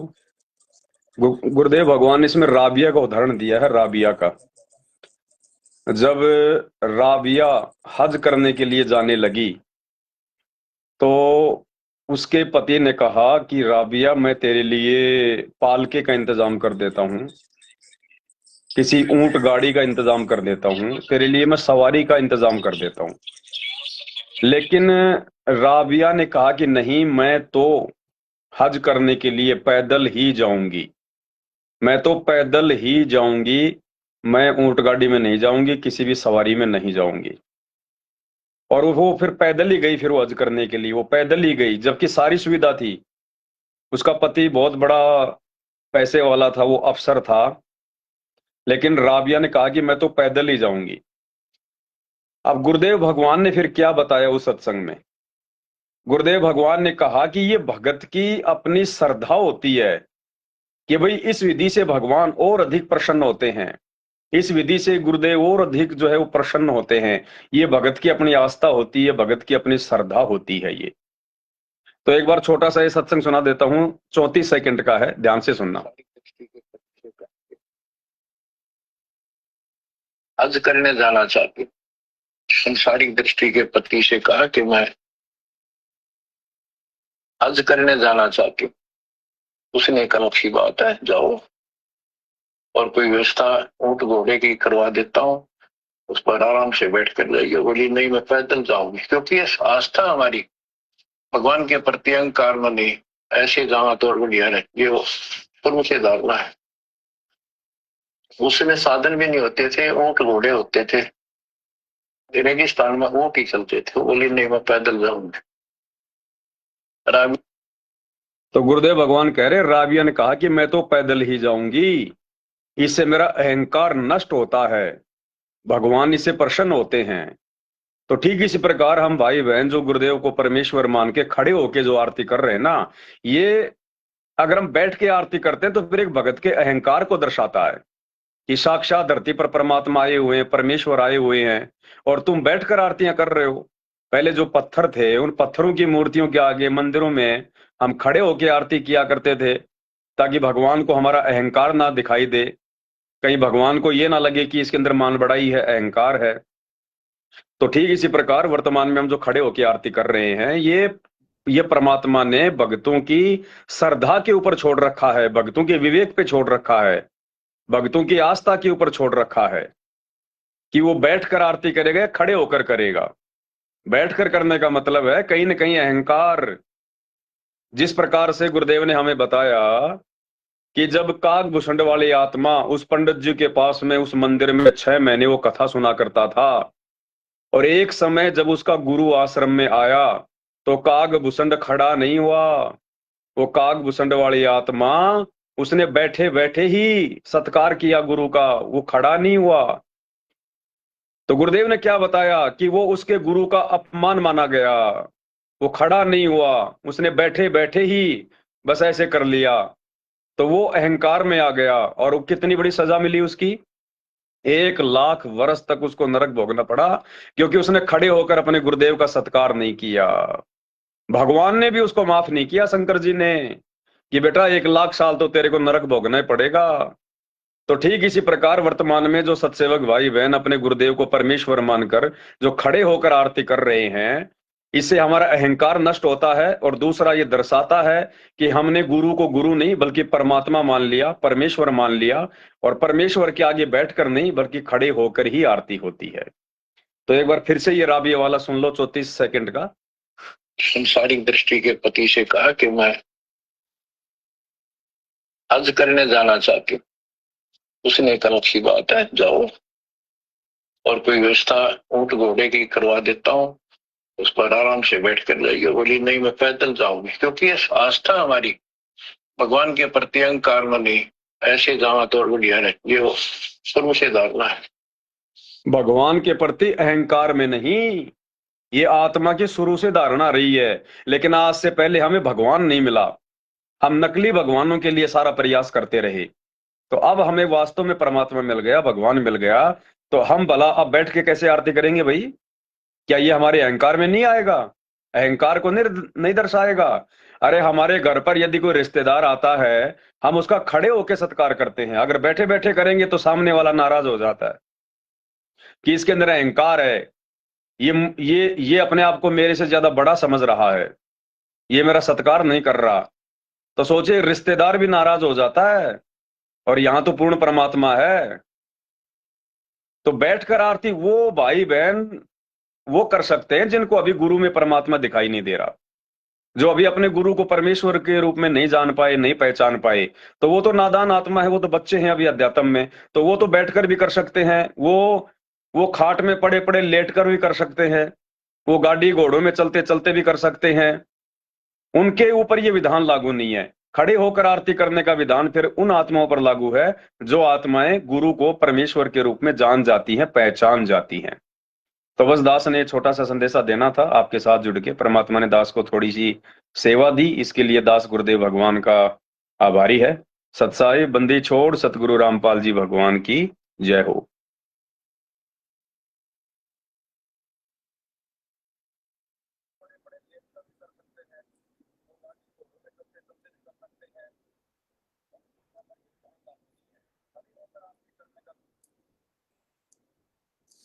सत्साई भाई और बहनों,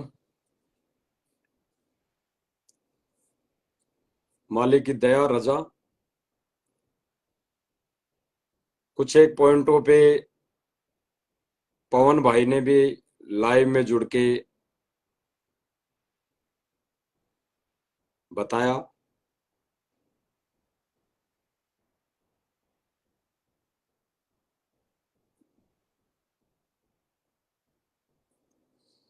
तो कुछ एक भाई बहनों की ये चीजें समझ में नहीं आती। समझ में इसलिए नहीं आती कि वो सत्संगों को समझ नहीं पाते। समझ नहीं पाने से वो फिर ऐसे ही करते हैं कि ये ऐसा क्यों कर रहा है, इसको ऐसा नहीं करना चाहिए। अरे भाई और बहनों, जो गुरुदेव भगवान ने सत्संग में आदेशित कर दिया, दिशा निर्देश दे दिए, जो वचन बोल दिए, उन पे तो हमने अमल करना चाहिए, उनको तो हम फॉलो करें। और वही सत्संगों का ही अभी जिक्र जो पवन भगत जी ने किया, वही सत्संगों का जिक्र किया। भाई अगर हम खड़े होके आरती नहीं करेंगे गुरुदेव भगवान के दरबार में, गुरु जी के आगे हम खड़े नहीं हो सकते, तो फिर हमारे अंदर अहंकार है। अभी अहंकार नहीं खत्म हुआ, और जब तक अहंकार खत्म नहीं होगा तब तक वो परमात्मा हमें गुरु में दिखाई नहीं देगा। गुरु में परमात्मा दिखाई नहीं देगा जब तक अहंकार होगा। और ये तो सारी चीजें भाई और बहनों, ये तो गुरुदेव भगवान ने नित्य नियम में लिख रखा है, वाणी के माध्यम से, वाणी के माध्यम से लिख रखा है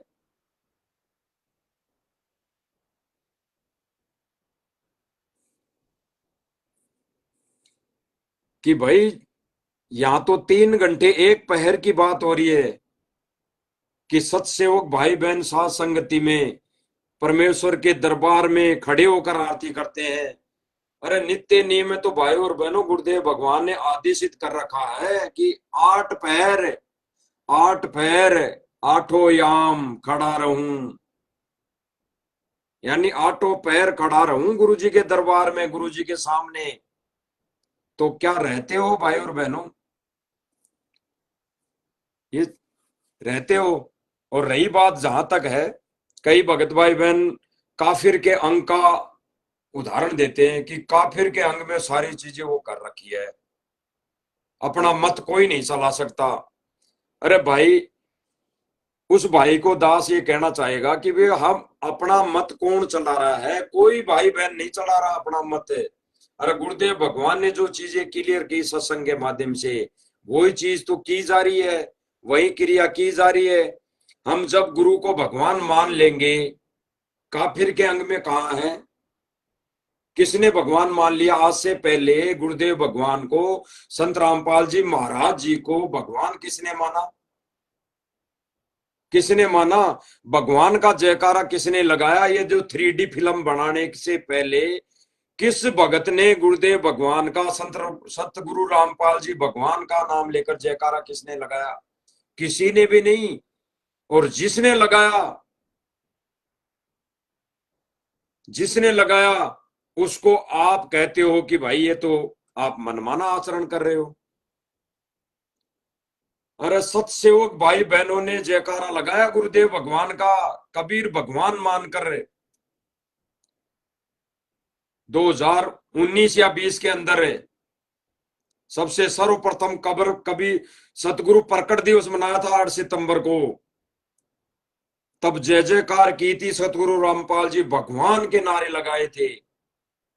और इन्हीं इन्हीं हमारे आश्रम वाले भाइयों ने पीले पर्चे निकलवाए थे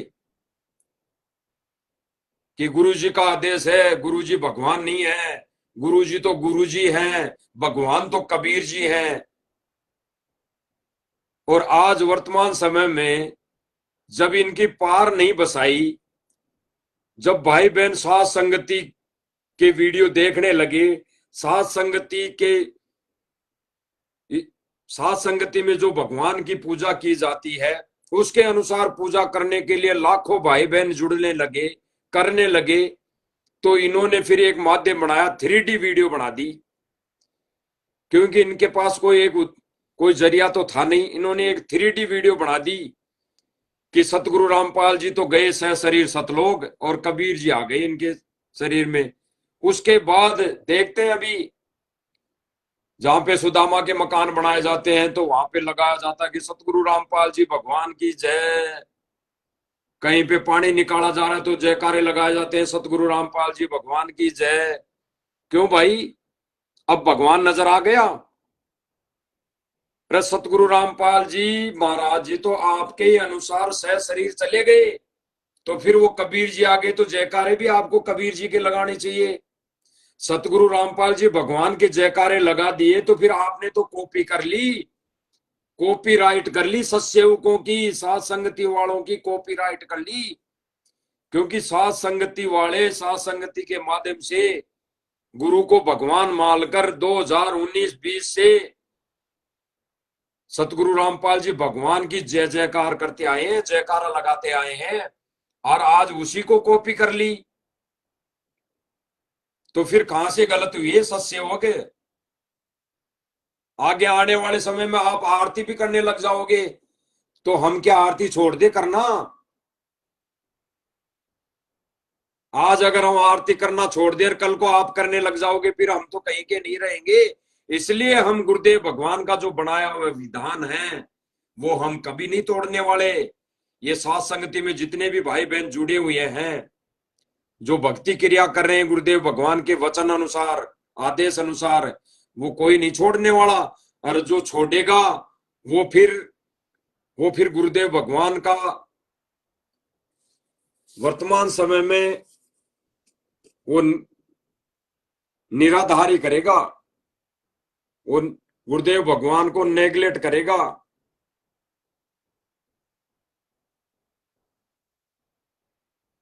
तो आगे आने वाले समय में तो सारे भाई बहन आरती उतारेंगे गुरुदेव भगवान की। कहा ना गुरुदेव भगवान ने कि भविष्यवाणी हो रखी है, पूरा विश्व एक बार तो गुरुदेव भगवान को पूजेगा। तो जब पूजा शुरू करेंगे, अरे गुरुदेव भगवान को ये लीला करके जाने के बाद मंदिर बना के, मंडी बना के, मूर्ति लगा के पूजा शुरू कर देंगे, दंडोत तो वहां पे नाक रगड़ने लग जाएंगे। इससे अच्छा तो गुरुजी को रहते सहते कर ले तो फायदा है, तो 100% फायदा है, तो हमें मोक्ष प्राप्त हो सकता है। जाने के बाद तो ना तो वो जड़ी रहेगी, ना वो जड़ी देने वाला रहेगा, और ना वो साधना रहेगी। फिर तो मूर्ति पूजा हो जाएगी। तो क्यों ना हम गुरुजी को रहते सहते हम ये पूजा साधना करें, और आने वाले समय में तो सभी करेंगे। फिर हम क्यों वर्तमान समय में हमारे समझ में आ गई, जिन जिन भाई बहनों के समझ में आ गई, वो क्यों वंचित रहे? वो क्यों दूर रहे? अरे जो गुरुजी को भगवान मान लिया वो इन आश्रम वालों की नजर में काल प्रेरित है। जो सतगुरु रामपाल जी भगवान को भगवान मान लिया, भगवान मानकर जयकारा लगा रहा है, भगवान मान की पूजा साधना कर रहा है, भगवान मानकर उसकी आरती उतारी जा रही है, भगवान मानकर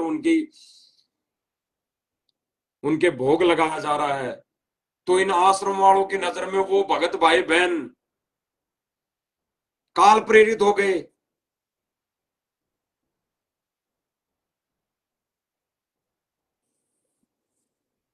और ये भगत ऐसे बने बैठे हैं कि भगतों को लठों से मारते हैं, भगतों को जान से मारने की कोशिश करते हैं। और वो भी क्या, गुरुदेव का आदेश है बताकर कि गुरुदेव का आदेश है इस भगत को मार दो, जान से मार दो, इसकी पिटाई कर दो। अरे गुरुदेव का कहाँ आदेश, गुरुजी तो चींटी तक को मारने का आदेश नहीं देते, तो गुरुदेव भगवान एक भगत को मारने का आदेश कहां से देंगे?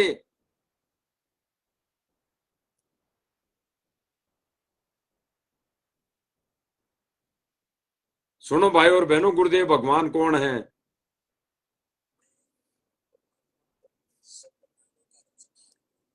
मेरा नाम कबीर है। वेदों मुझे कबीर देव भी कहा है। मैं पूर्ण परमात्मा हूँ, सब ब्रह्मांडों का रचनहार हूँ। मेरा नाम कबीर है। वेदों मुझे कबीर देव भी कहा है। गुरुदेव भगवान यहाँ जिक्र कबीर जी का आ रहा है, लेकिन संकेतों में ये हमारे लिए आदेशित कर रहे हैं कि मैं ही कबीर हूं। मेरे साथ दो भाई उस सत्य ज्ञान को देने के लिए, अपने द्वारा रची हुई सृष्टि को बताने के लिए स्वयं परमात्मा को ही यहाँ आना पड़ता है। तो हमारे को भाई और बहनों सृष्टि रचना किसने सुनाई? उस दाढ़ी वाले कबीर जी ने या बिना दाढ़ी मूछ वाले सतगुरु रामपाल जी भगवान ने सुनाई हमारे को वो सृष्टि रचना?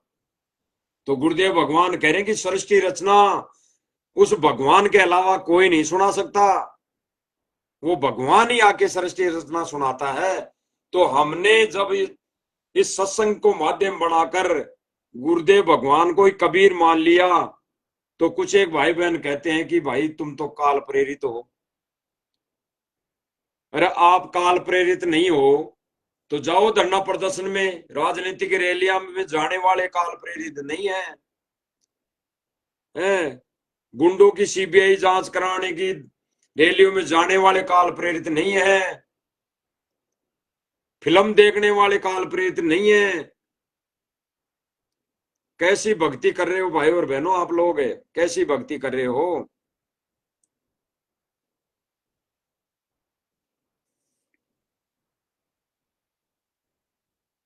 अब जितने भी ये वर्तमान समय में सुदामा के महल बनाए जा रहे हैं, भगतों के महल तो बनाए नहीं जा रहे और जगत वालों के महल बनाए जा रहे हैं। तो ये कौन से भगत हो गए भाई और बहनों जो ज्ञान विरुद्ध कार्य कर रहे हैं, जो भगवान को भगवान मानकर यानी गुरु जी को भगवान मानकर पूजा आराधना कर रहा है, पूजा साधना कर रहा है, वो काल प्रेरित। और जो गुरु जी के ज्ञान विरुद्ध जगत वालों के मकान बना रहा है, तो वो कैसे भगत हो सकते हैं? उनको तो भगतों के मकान बनाने चाहिए। आपको एक प्रमाण दिखा देते हैं कि भगतों की झोपड़ी तो गुरु जी के नियम और वचन आदेश अनुसार भगत ने बना रखी है, और ये जगत वालों के 2-2 मंजिल के महल बना रहे हैं। परमात्मा को बच्चा प्यारा है तो निर्धन हो, और इतना निर्धन हो कि घर की छत भी टूटी हो और मेरी परमात्मा की भक्ति करता हूँ। और उस कंचन महल को क्या करे जिसका, वो किस काम के सोने के महल जहाँ परमात्मा की भक्ति नहीं। तो भक्ति कितनी जरूरी है, कितनी आवश्यक है और कितनी महत्वपूर्ण है, इसकी कितनी कीमत है, ये आपको सत्संग से पता चलता है। तो आपको नहीं पता तो किसी की। परमात्मा को बच्चा प्यारा है तो ये भगत भाई है। ये जो कुछ एक भाई बहन बेतुके से कमेंट करते हैं ना, उनके लिए है ये वीडियो। बोलो कि ये भी सुदामा है और गुरुजी का भगत है। इसकी टूटी हुई झोपड़ी है, बिल्कुल टूटी हुई, सोने के लिए जगह नहीं, इसका महल बना दो, एक कमरा ही बना दो। ये तो भगत है। बल्कि भगत को तो कह रहे हो कि गुरुजी ने कह दिया कि भाई चाहे झोपड़ी डाल ले, भगत ने भक्ति करनी होती है। तो उस जगत वाले का जो 2-2 मंजिल की कोठियां बन रही है, वो किसका आदेश है? राष्ट्रीय समाज सेवा समिति मुनिंदर धर्माल ट्रस्ट का आदेश है, गुरुजी का आदेश नहीं है। तो भाइयों और बहनों, ये समझने की बात, कोठियां बन समझने की बात है, समझने की बात है। वर्तमान समय में दास फिर से आप सब भाई बहनों को यही कहेगा इस लाइव के माध्यम से कि एआई वर्तमान समय में काल की देन साबित होती जा रही है। एआई की बदौलत, एआई की वजह से, एआई का सहारा लेकर काल अपने एजेंटों को निमित्त बनाकर कहते हैं ना कि द्वादश पंथ करूं मैं साजा, नाम तुम्हारा ले करूं आवाजा। तो उस गुरुदेव भगवान की आवाज में, गुरुदेव भगवान का नाम ले लेके, गुरु जी का आदेश, गुरु जी का आदेश, गुरु जी का आदेश, सुदामा का महल बना दो, दुनिया का पानी निकाल दो, है फलाने समाज की धर्मशाला बना दो, फलाने गुंडे की सीबीआई जांच करा लो, वहां नगद दान दे दो, पैसा दे दो, फलाने राजनेता की रैली में चले जाओ। तो ये एआई काल की देन है भाई और बहनों, काल की देन। इसको काल अच्छी तरह एआई को उपयोग में ले रहा है, अच्छी तरह वर्तमान समय में। और जितना जल्दी हो सके उतना जल्दी अगर समझ जाओगे तो भाई और बहनों, हम सब अपनी भक्ति बचा लेंगे, क्योंकि वो भी हमारे भाई बहन है। इसलिए हम सब भाई बहन कहना पड़ रहा है।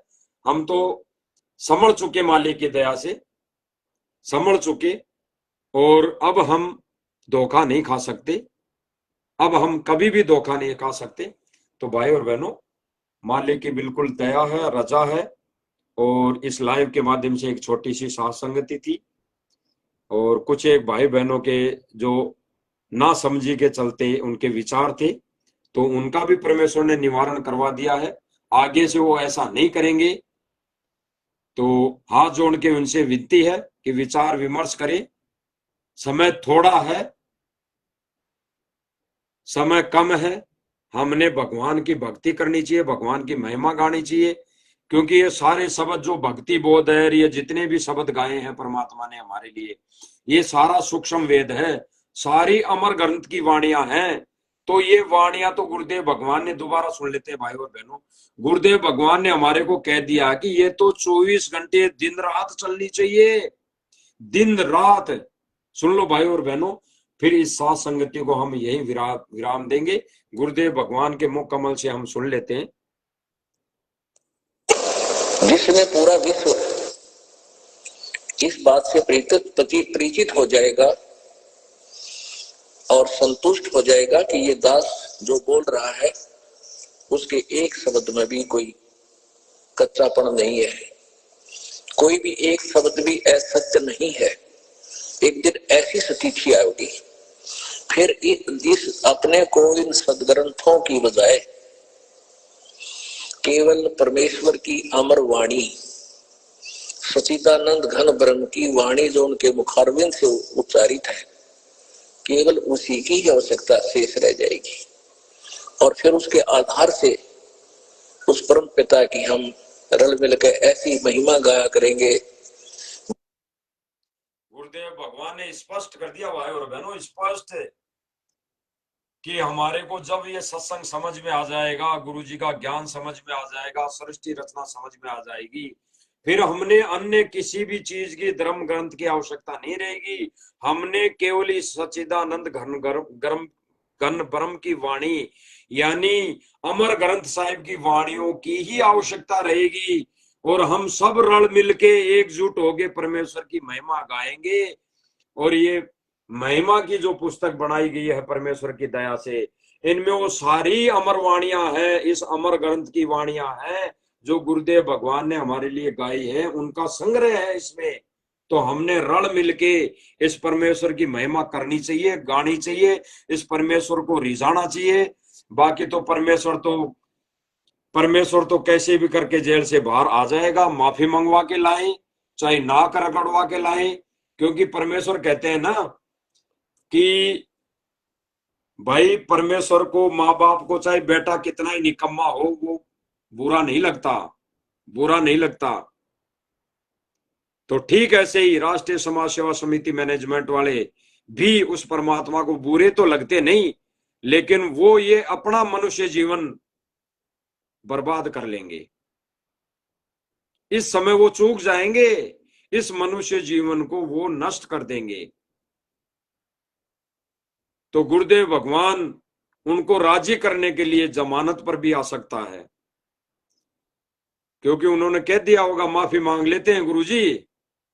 तो गुरुजी ने कहा वो बेटे को खुश रखने के लिए गुरुजी ने हाँ कर दी।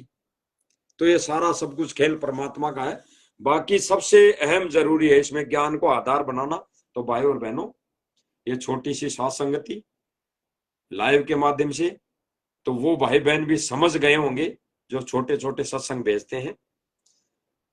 बाकी तो परमात्मा जाने वो कब समझेंगे और समझ जाएंगे वर्तमान समय में। इस समय तो बिल्कुल उनके लिए ही उनके ही हित में होगा। और गुरुदेव भगवान की महिमा आने वाले समय में तो धीरे धीरे भाई बहन सारे इकट्ठे हो रहे हैं और हो जाएंगे। भाई और बहनों, जो जो भाई बहन उस जोल में अलग हुए थे वो भाई बहन धीरे धीरे इकट्ठे हो रहे हैं और आने वाले समय में एकजुट होकर सब रल मिलके परमेश्वर की महिमा गाएंगे। क्योंकि राष्ट्रीय समाज सेवा समिति मैनेजमेंट तो गाएगा नहीं महिमा, इस सतगुरु रामपाल जी भगवान की वो तो महिमा गाएगा नहीं। वो तो खाली वैसे ही लगा है राजनीति में, महल बनाने में, सेवा दान करने में। महिमा गाने में तो केवल वही आत्मा महिमा गाएगी जिस पर परमेश्वर की रजा रहेगी, दया रहेगी, और परमेश्वर उस पर दया बख्शेंगे। वही परमेश्वर की महिमा गाएगा। और सतगुरु चाहता भी यही है कि जीव मेरी महिमा करे, मेरी महिमा गाए, और वो खुश हो परमात्मा, और खुश होकर परमात्मा हमारे को वो निज धाम, वो निज स्थान बख्शे। तो भाई और बहनों, दास की तो विनती है, प्रार्थना है, और एक बार फिर पुनः दास के बोले गए शब्दों में कोई त्रुटि रही हो या बोले गए शब्दों से कोई भाई बहन को ठेस पहुंचती हो तो दास उनसे क्षमा प्रार्थी रहेगा। बाकी भाई और बहनों, इस सोशल मीडिया के माध्यम से आप भाई बहनों तक ये संदेशा देना जरूरी था और यही माध्यम है। बाकी समझना हमने सबने है। बंदी छोड़ सतगुरु रामपाल जी भगवान की जय हो।